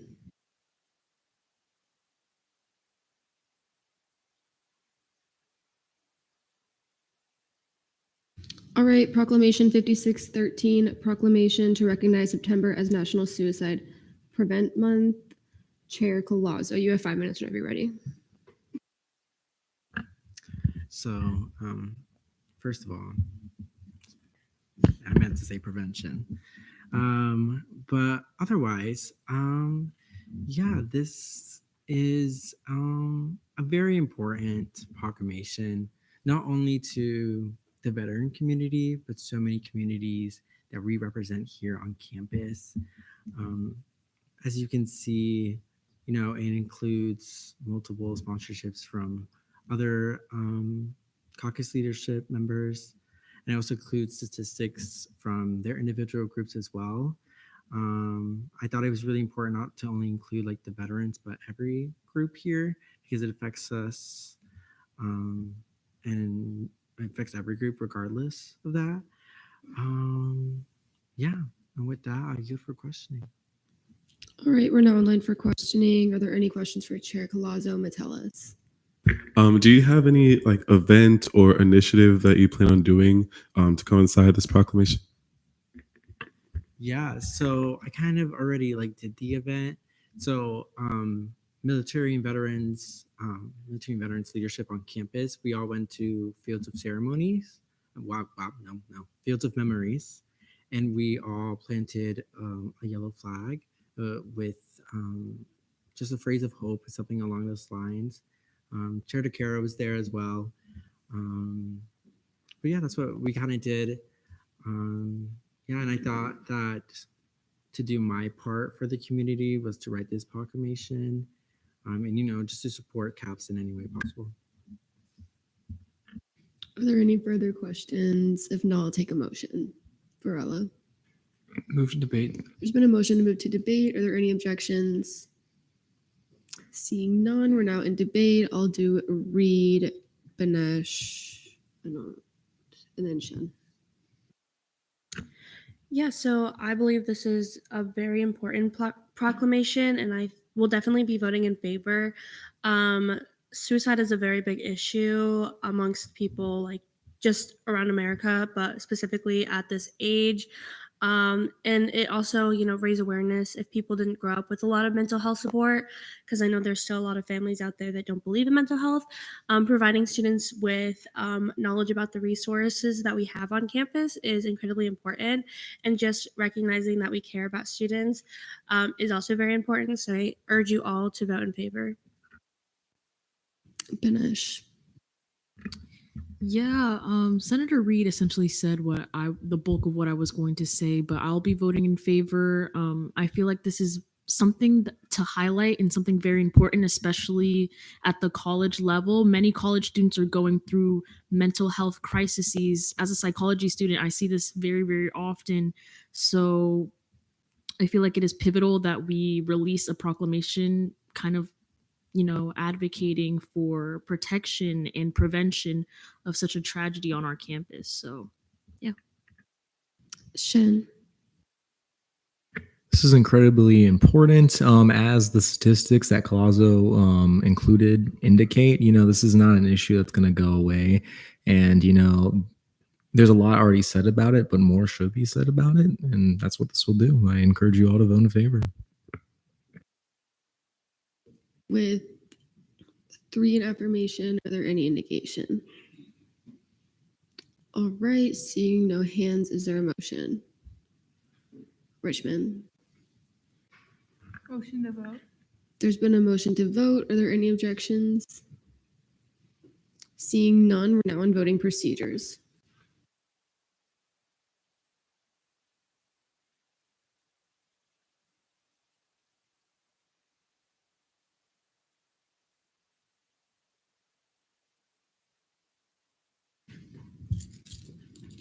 All right, with a vote count of 37 to 0 to 1, Proclamation 5613 passes on second reading.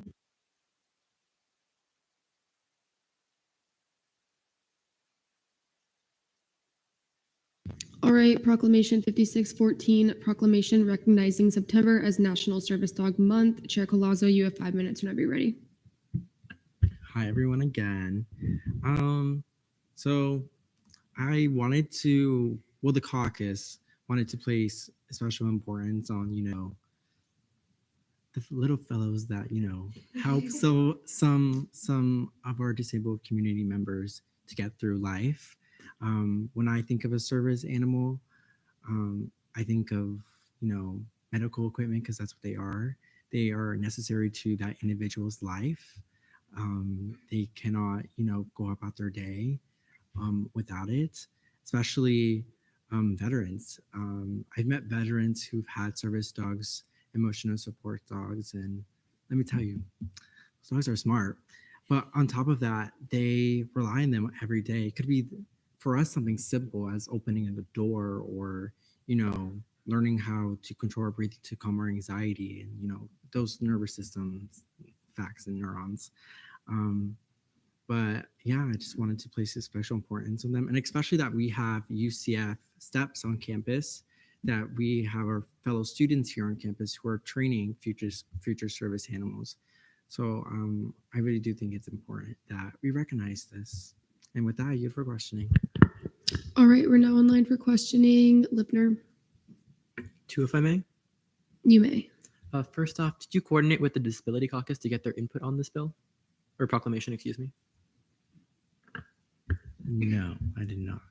And then second off, do you have any plans for any events that will take place coinciding with this event, like a ESA Meet the Dog event or something similar? At the moment, no. Thank you. Gumrov. Yeah, I wanted to ask if you, I know it might be hard to find, but if you found any statistics kind of on the amount of students that do use service animals, on campus, I do feel like it would add a little bit of heavy to the proclamation, like just more. No, yeah, I totally agree.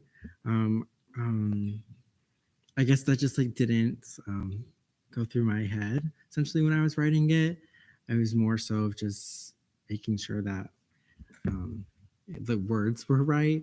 I do the statistics afterwards, and I kind of like submitted it before I had statistics. But if you have any statistics pulled up, I would love to like add them to the proclamation. I'll do the same as well. All right, any further questions, Varela? Move to debate.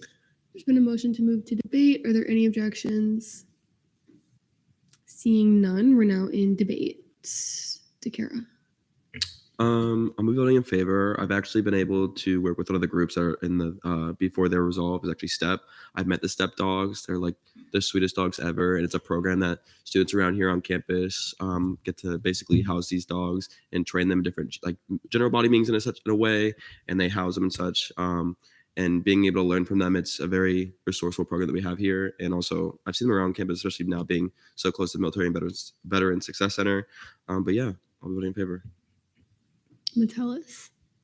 I'll definitely be voting in favor of this bill. I definitely agree that service dogs should be highlighted. I do want to say though that I think whenever we have proclamations, it's important to have an event or initiative with that proclamation to not like dilute what a proclamation means and to further emphasize and highlight the importance and why proclamations are so great. But I will be voting in favor of this bill, of this proclamation because I think it's amazing.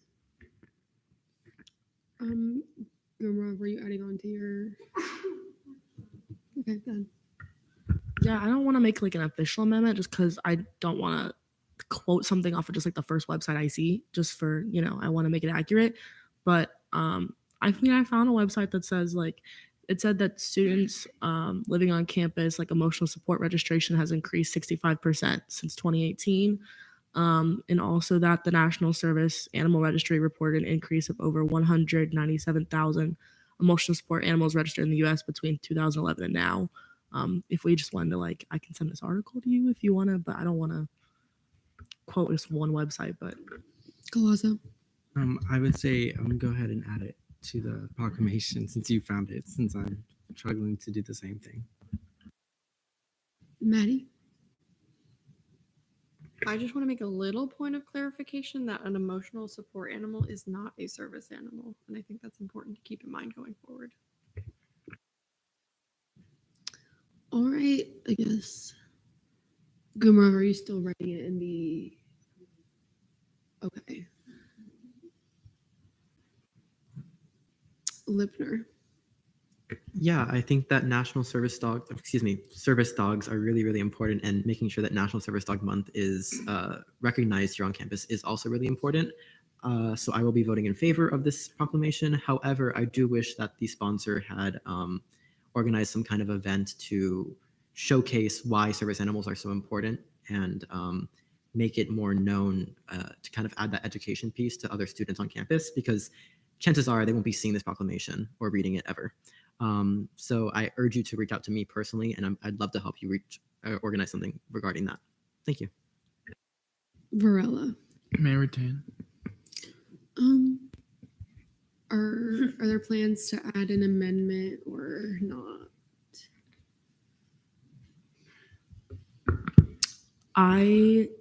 With UCF and their research, they group the service dogs in with the emotional support pets. So, I don't know if it would change kind of the intent of the proclamation, so I wouldn't want to really add anything to that. All right. Then you may retain. All right, awesome. Yeah, obviously voting in favor of the bill. I think we all love dogs, especially service dogs. They're incredibly important. Also, I just want to give shout out to the sponsor of this bill. He's been working really hard on all these proclamations, and obviously it's not meant for this one, but I think it's fine. Service dogs, it can be organized post being passed if we're really passionate about having an event. But yeah, I'm voting in favor. Keep up the good work, Senator Colazo, and move the vote. All right, there's been a motion to vote on Proclamation 5614. Are there any objections? Seeing none, we're now in voting procedures.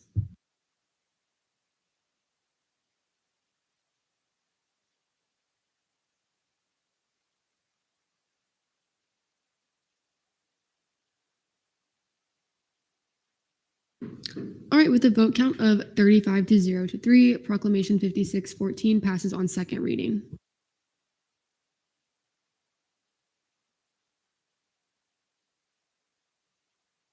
All right. Senate Forum. Is there anyone wishing to speak in Senate Forum? Banesh. I just wanted to say, like, we're 4 weeks into the semester, and I'm just like so impressed by all of the work that everybody's been doing.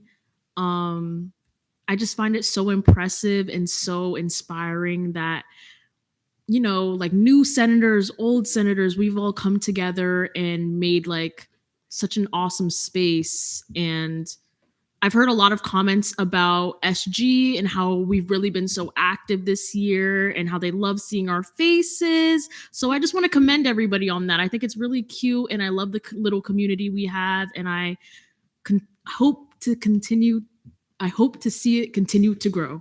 Thank you. Johnson. I know we have like a whole shout out thing, so this isn't necessarily a shout out, but I just want to say big thanks to Brody. I was really struggling last week and he gave me like some dad advice and I absolutely love that. Also, just a shout out to Mia and my lovely chair of the Black Caucus, Jordan. I've been doing some really scary things, talking to like a lot of like faculty and stuff, and I've just felt so supported on my initiatives. Also, you guys are pretty awesome, so this has been great. And yeah, Senator Banesh kind of ate that because we've been doing a lot of great stuff. Metellus.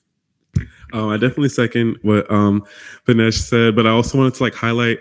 I think it's great that even in like situations like that fiscal situation, that we all can learn a lot, because I definitely learned a lot from that situation, from all sides of it, and I'm glad that we can come together like in situations like that and learn when we don't know things, especially like things that are hidden deep within statutes. And also, Laza kind of like said this a little bit, but I also appreciate the passion and like fieriness whenever we talk about some things, because I do believe like that is what we're here for. We're here to be passionate about students, and I'm excited to see more of that this year for sure. Colazo. So firstly, I want to thank everyone who like came out to the ceremony, and to the visual. Like just again, just it really meant a lot because for me personally, you know, last year I was the only member of my branch there. So to see some of you guys, it just like meant a lot. So from the bottom of my heart, thank you very much. And I was going to mention this last week, but you know, the meeting kind of ran long. I just wanted to take a moment and kind of acknowledge the lives that we lost last week in the Appalachia High School shooting. We lost 2 teachers and 2 students, I believe. It's a very prevalent issue in the United States. I think this is the 24th or 25th this year of school shootings. So just want to say that, you know, I'm grateful that we're in a university that prioritizes, you know, our safety, and, you know, that we continue to, you know, acknowledge the lives that we lost, you know, in honor and memory. But yeah, I just wanted to put that out there. Anyone else wishing to speak in Senate Forum? Richmond. I don't really want to follow that, but tomorrow we are having an event, UCF Dems, where Nikki Fried will be there. So if you want to meet Chair Fried and potentially someone else, I don't have him confirmed, so I'm not going to say names because I've been lying a lot lately with people, because then they cancel and then I look dumb. So, but stop by, could be huge people there, but Chair Fried will definitely be there. It'll be at the Free Speech Lawn by the Reflection Pond from 2 to 4 p.m. And if you really want a table, let me know, because I would love to put you to work. Anyone else wishing to speak in Senate Forum? Lipner.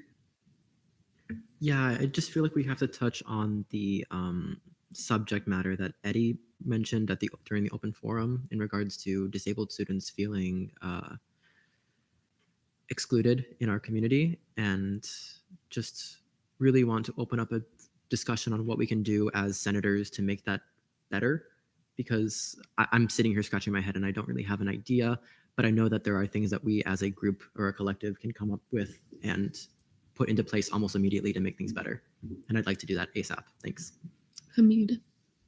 I know something that he brought up is that he talked to Chief Metzger. The first official Chiefs Council meeting that it's like a council of different people around UCF who care about what the police does and advise the chief. I'm now on that. So our first meeting is coming up soon. So I will definitely be bringing it up to him about his concerns. I'll probably be talking to Chair Yurteta later about more details, but I think that that's kind of a first step because he did mention Chief Metzger, and at least that's something that I know that I can do on my part. Beyond that, I think I have to cook more, but I feel like I could have a good idea if you give me like a day. I'm just very tired. Metellus. Before I say my thoughts on it, should this be more in Senate deliberation so that we can have an open conversation about it and stuff? I don't know how much of a difference it makes, to be honest. If it doesn't make a difference, I'll just say my thoughts. Yeah, I definitely resonated with his speech. It really touched my heart when he was up there, and especially when he said that he hasn't had a good experience at UCF. That's heartbreaking to hear. And I do think as a student body, we should work to make every student at this school feel welcomed and comfortable, no matter who they are, where they come from, especially over things that they were born with and can't control. And I do feel as student government, since we do have a disability caucus, that we should be able to do that outreach and make sure students feel welcome and do what we can to make everybody feel that it's a great day to be a Knight. I feel everyone should be proud and happy to go to the school and should never feel shunned or unwelcome. Varela. Yeah, I think obviously there's things that we can look into as a body or with the disability caucus. But I think with things like this, it's really important to emphasize personal conduct and kind of how we behave and the communities we create around ourselves outside of Senate. Because as senators, we kind of need to hold ourselves to a higher standard than as a standard person. That everyone should be kind of welcoming. Is that kind of the best way to solve the issue of bigotry is you can't legislate it away. It's not possible. So you have to make an active effort to make a welcoming space around you to make sure that people in your life feel welcomed and can feel your kindness. So again, just make sure as senators, as people, you're being kind to everyone around you and never discriminate on any basis. Richmond. Yeah, so kind of to echo what JC said, something that not a lot of people know, but I have epilepsy, so low-key disabled. Well, no, that is a disability. Let me be serious for a second. And I think the easiest way to do it, it's not always about what can we do on a university level, but I think we have to look at a human level. And I think it's just being a good person, not judging people, just listening to people when they need someone to hear, and not just people who are disabled, but everyone. I think we can all be good people to everyone, and I think that's something that we all need to work on, but because I know I need to work on it, and I think everyone can agree that there are some aspects where they can be more understanding, listen better. So I think we should just go into our daily lives being better people. Reed.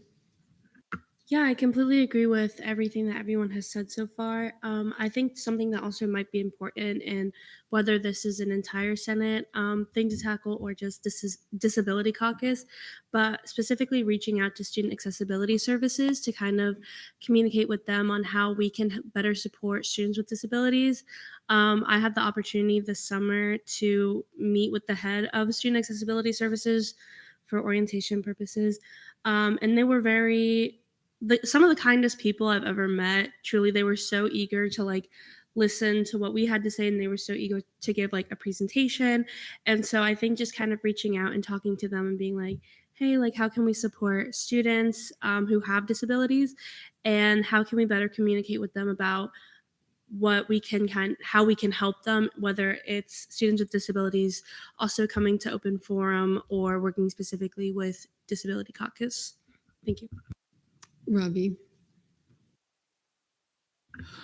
Tiptoeing on the previous senator's comment, not only reaching out to the accessibility services, I don't know what department the student belongs to or what college.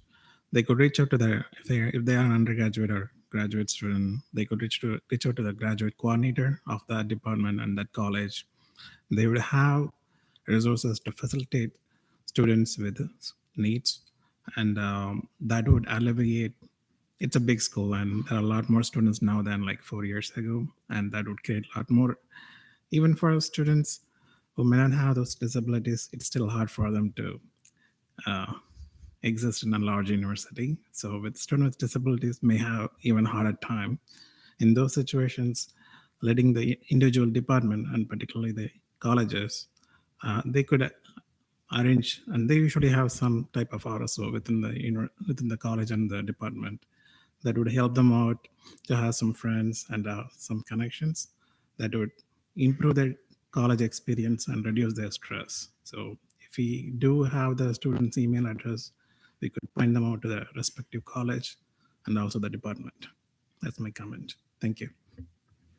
Shin. Yeah, kind of echo, Laurel, particularly, having, more, advocacy, having the support of different groups on campus is great. But at the end of the day, these are the kind of issues where you really have to question yourself and you really have to question everyone around you. Not to sound like, like ridiculously deep or anything. It's just like, we live in a time and age where, yes, we are very progressive with our thoughts and our acceptance of people, but there's still things on a daily basis that we all can notice. It's like, should this be happening? It even goes down to simple jokes or something. Like I've heard so many jokes from various people about, disabilities, whatever. And that's like a thing you have to really question because, like, yes, it's a joke, but is it really acceptable at the end of the day? Does it really contribute to society like better as a whole? So like, these are the kind of issues where it's just a very human thing, and there's things you can say, there's things you can do, but will it really help? Maybe a little bit, but the only thing that you can really do is just, radiate kindness out. And then when you see the opposite of that, it doesn't hurt to say something. People are a little afraid to say, that's wrong, this is right, and more people need to do that. Gumrov. Yeah, I wanted to say, while I think all the sentiments are correct that we should be looking upon ourselves and our behavior, when it comes to us being as a Senate body, I think it all depends on implementation. So, I mean, we can sit here all day and say people should know better and they should, but at the end of the day, it's our responsibility to put into action. So, I mean, I'm sure this probably already exists, but for maybe, the Accessibility Center to provide more information on like caps. I feel like Eddie just coming here and kind of saying his piece could have even helped him a little bit.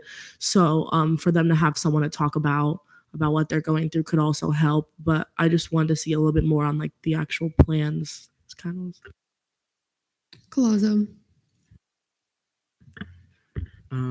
So he was in the office this week, looking for the Disability Caucus, and the comptroller, Simila, and I had to inform him that they weren't meeting.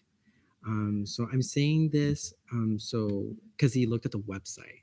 So I'm saying this so we know that the websites need to be updated to meet what the caucus times and location in which they're meeting, because he was just following the resources that were provided to him. So I don't know if Chair Yochetta is here or not, but yeah. Yeah, but I update the website, and to my knowledge, it should be correct. What's on the website? Right. I don't know what the problem was or anything, but I'm just saying that to be cognizant, like if we need to update our meeting times, let's update them. Yeah, I think they should be correct, but you can correct me if I'm wrong, Yochetta. Yeah, no, the week that happened, he emailed me. It's because we didn't meet quorum. We didn't have enough people in attendance to have a meeting. So I'd actually been in contact with him about our meetings, because also then like we barely had enough people to meet quorum. It's a little more stable now, but I told him that moving forward, if it were to be canceled, I would email him directly and reach out. And then to kind of second what everyone else said, now that I do have his contacts, I will definitely be following up with him. In terms of finding a solution, like it really depends on like an individual basis. Unfortunately, there isn't really a blanket solution to the issue. However, I have met with Adam Meyer pretty recently, and he's definitely very open to addressing any issues that we bring up to him. So I will make sure that in next Monday during our caucus meeting that we will at least pave a road to find a solution or some form or service that could help him.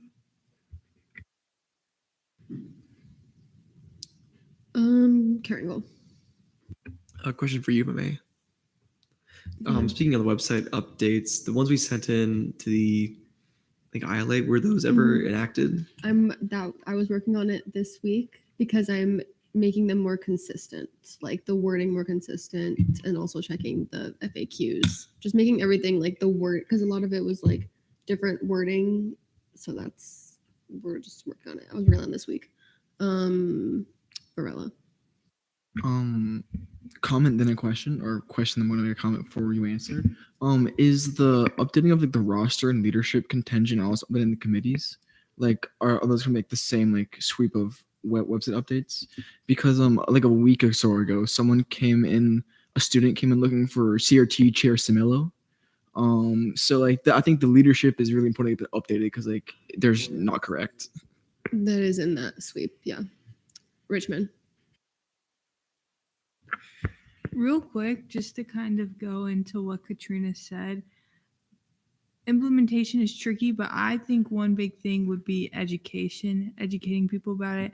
I've talked to Vice Chair Johnson about this initiative, and I want to follow up on it because it's something I kind of wanted to do last year, but Disability Caucus wasn't as prominent as it is now.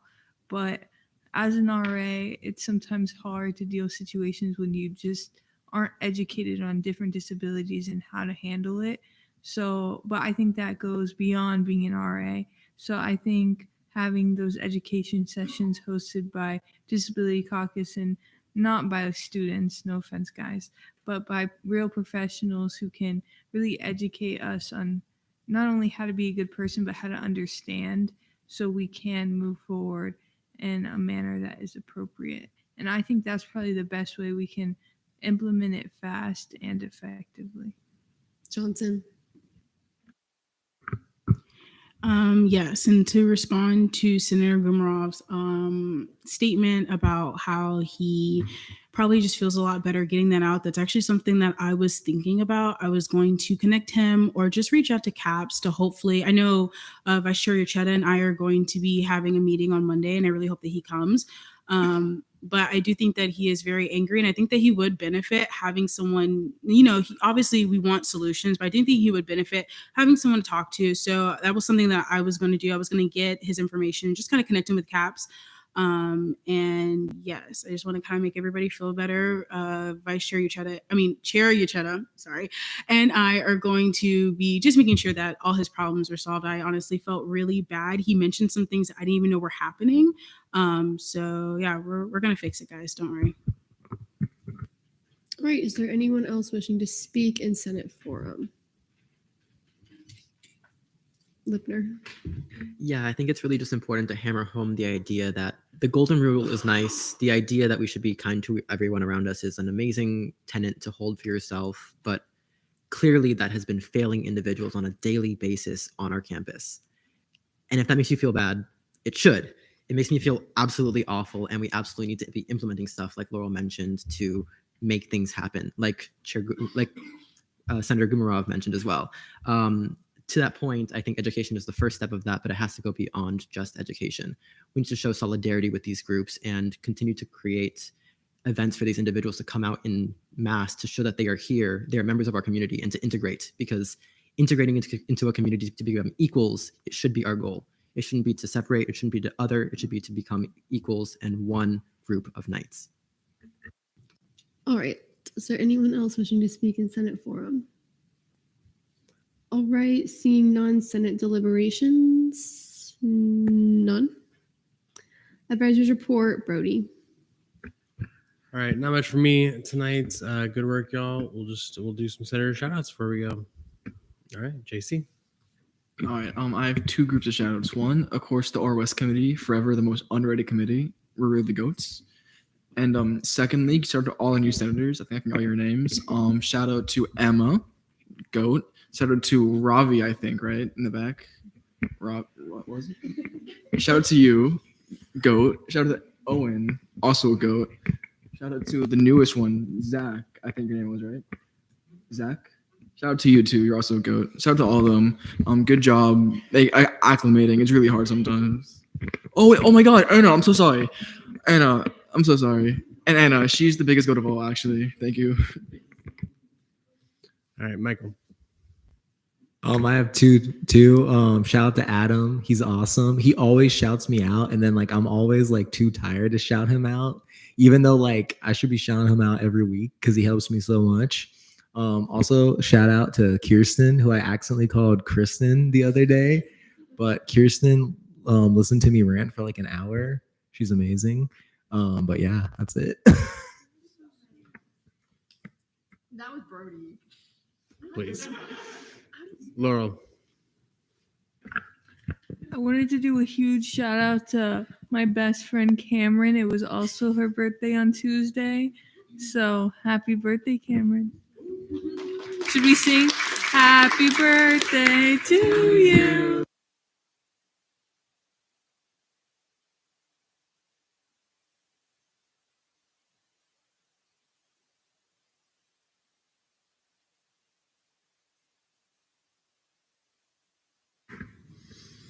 All right, Jason.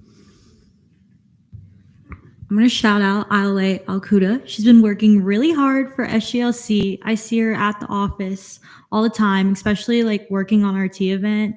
She's just amazing. And also happy birthday, Laurel and Cameron. Late birthday. And yeah. All right, Adam.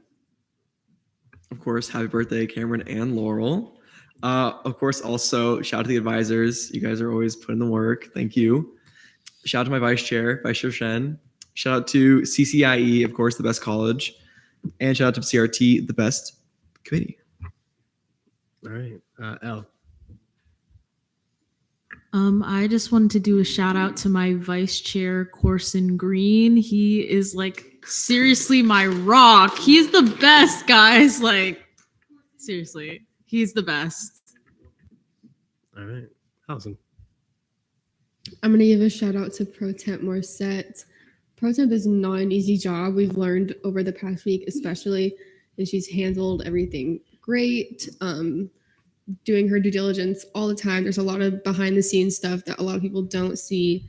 Pro Temp is not an easy job, and she does a great job. All right.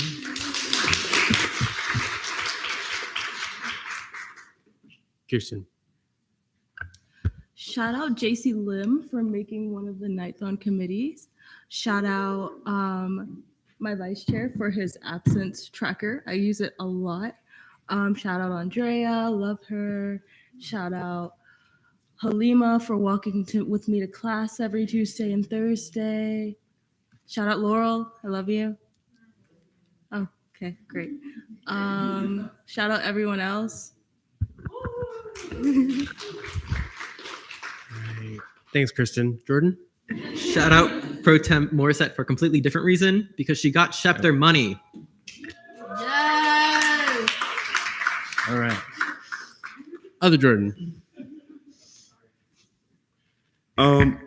First shout out Chair Collazo, definitely for these, yeah, clap it up. Definitely so for working hard on these on the 9/11 stuff and these other proclamation. Also shout out fiscal leadership and the Pro Temp's office for handling that situation and getting Shep their money. And huge shout out to Vice Chair Johnson for everything that she's been doing with the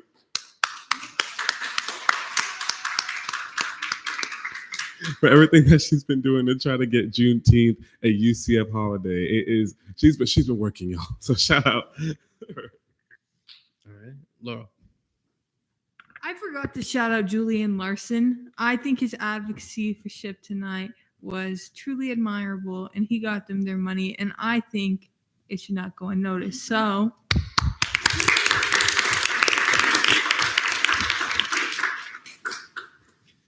All right. Okay, Maddie. Nobody shouted out Jason, and that breaks my heart. So Jason deserves a shout out because I love Jason. All right, this is the last meeting. We're going to be doing applause after every single one, by the way. So, no, this is the last time. That's the last time. All right, Jordan. Because this is the last one, we can't let the Senate President Pullman go without an applause.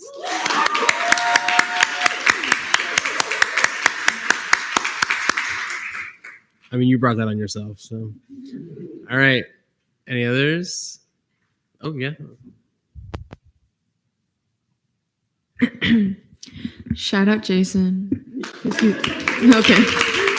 Because he's a great chair. Shout out SBA and Gab because we're the best committees. But anyway, shout out Luke Brown because he's been here the whole time. And he's awesome. Real. Shout out Laurel and Cameron because it's their birthdays. Shout out my vice chair CJ because he's great, and Korshu, of course. Thank you. You're close enough. Allison's close enough to hit you from where you're at, so be careful. Take it in because this is the last time we're doing the clapping thing. Danny. I can't take full responsibility for the fiscal bill for Shep. So shout out to Chair Kringle for that because he was a great help.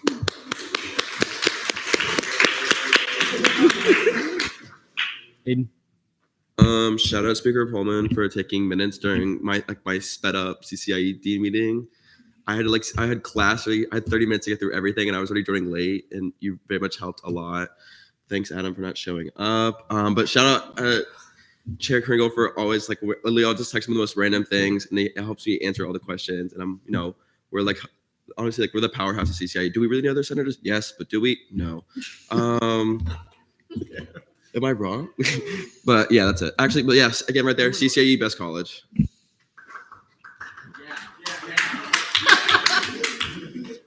Jason. Shout out Grandma. She's always there to help me. Shout out to both the pro temp and the speaker. I don't think I've ever seen either of them just. I don't think I've seen either of them just going through life just at the point of just existing. If you know what that feels like, I don't think I've ever seen them at that point. But I saw them at that point last week, and I felt really bad. But good on them. I don't know. You guys were doing really well. I'm sorry. You guys had going through a lot last week. I'm just saying that you did really well. Shout out to Curtin. Shout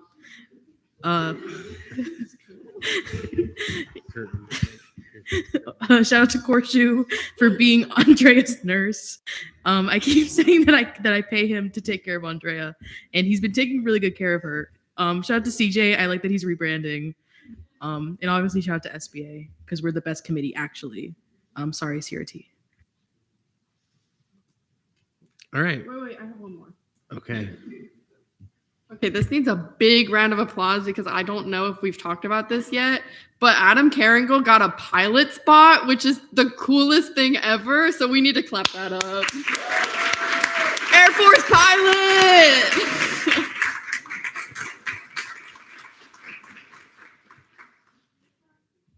All right. That's it for me. Yeah, he's literally Mr. Top Gun. Okay, great job, everyone. I am very proud of you. Couple things. Tiny request / reminder, committees. When you guys make decisions on legislation, please, when you've got the legislation pulled up on first reading, just put your committee decision because that will help me organize, knowing if something was PPI'd on first reading. It may never come on second reading, and then I'm like, oh my gosh, did I miss a bill? I can just go look and see that you PPI'd it in committee. If we're not putting those votes on first reading on the legislation, then I have to go to your minutes, dig through it. It's a whole thing. So if we can just remember to put first reading on there, that would be really helpful. Other thing is thank you for pointing out the website tonight. I'll do a big roster update in the coming week to make sure we have the best information to our students. If you see any concerns on the website, email myself and CC Brody so that we are made aware of anything, and then we can go from there. Yeah, and then just in general, if anyone needs advice, support, or has questions for me, don't hesitate to email me or send me a text in Teams. I'm getting a lot better at answering my Teams. But yeah, I'm here for you if you need anything, and I would love to propel you in anything that you'd like to do. And then here's a really cute cat because it's almost fall.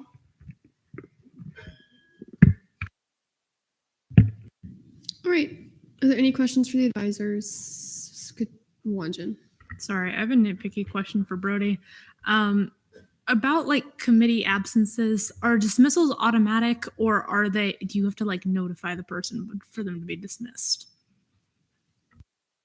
That's an interesting question. I think I'd have to look to be sure, but what I believe to be the case is that it's not automatic. The chair has the power to resign you if you miss more than 2 meetings, but I don't think they have to let you know either. They just have the power to do it, and if they do it, and it's done.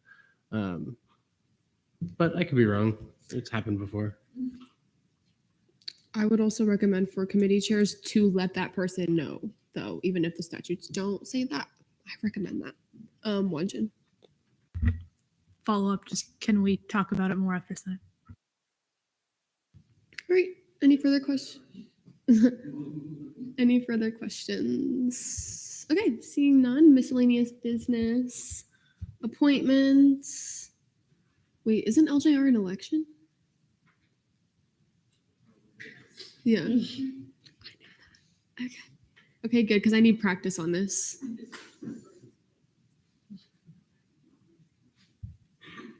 All right. Okay. Is there a motion to open elections for the LJR committee? Is there a motion to open nominations for the LJR committee? Is there a motion to nominate Zachary Gaudio for the LJR committee? What part is the? Is there a motion to close nominations for the LJR committee? Is there a motion to all in favor of nominating, electing Zachary Gaudio to the LJR committee, say aye. Aye. All those not in favor, say nay. All right. And what's the next steps? Oh, okay. And then that's it. So all right. Zachary Gaudio is elected to the LJR committee. Is there a motion to close elections? Do I say that? Okay. Well, okay. Okay. Appointments, I hereby, okay. We're almost done. Okay, appointments, I hereby appoint Emma Serta to the Disability Caucus, and I hereby appoint Emma Serta to the LGBTQ+ caucus. All right, and then Danny stripped down. Not gonna lie, y'all kind of disappointed me tonight, but you know, anyways, moving on. Sorry if that was uncalled for. I apologize. For third place, I'll do everybody wearing a polo because those polos are really cute. Shout out the speaker's office. I really like them. Second place, I will do. I hope I say your last name correctly. No. Actually, you know what? I'm not even gonna say it because I want to make sure I got your name. Yeah, Altosh. Okay, great. Second place goes to Altosh because it's fit. It's giving. It's very organized, very modern. First place, I will give it to Richmond because she showed up in a full suit to the RA training and stayed like that, and I did not. So I'll give it to her. All right. Okay. We don't need applause for everything, guys. Karen. Motion to adjourn pending final roll call. There's been a motion to adjourn the meeting pending final roll call. Are there any objections? All right, seeing none, chair courts. Lazo. Present. Oh gosh. No, wait, don't pack up yet. Rachetta. Present. Lessman. Reed. Present. Corelli. Present. Christopher Levine.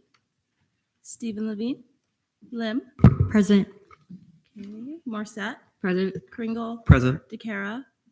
Present. Sherman. Present. Butler. Present. Connolly. Gumarall. Present. Hamid. Present. Kaufman. Present. Larson. Present. Gaudio. Metellus. Present. Rose. Present. Shannon. Ravi. Present. Hall. Present. Atalhaj. Present. Chauhan. Naguib. Wanjin. Present. Johnson. Present. Patel. Weiderberg. Present. Green. Present. Hendry. Present. Borges. Alcuda. Present. Banesh. Present. Condoloro. Present. Colazo. Present. Serta. Present. Jimenez Valero, Present. Hashimi, Pullman, Present. Renda, Present. Richmond, Present. Shen, Present. Varela, Present. Vasquez, Present. Lipner. Present. 39 out of 49, quorum is verified. All right, I adjourn this meeting at 11:03 p.m.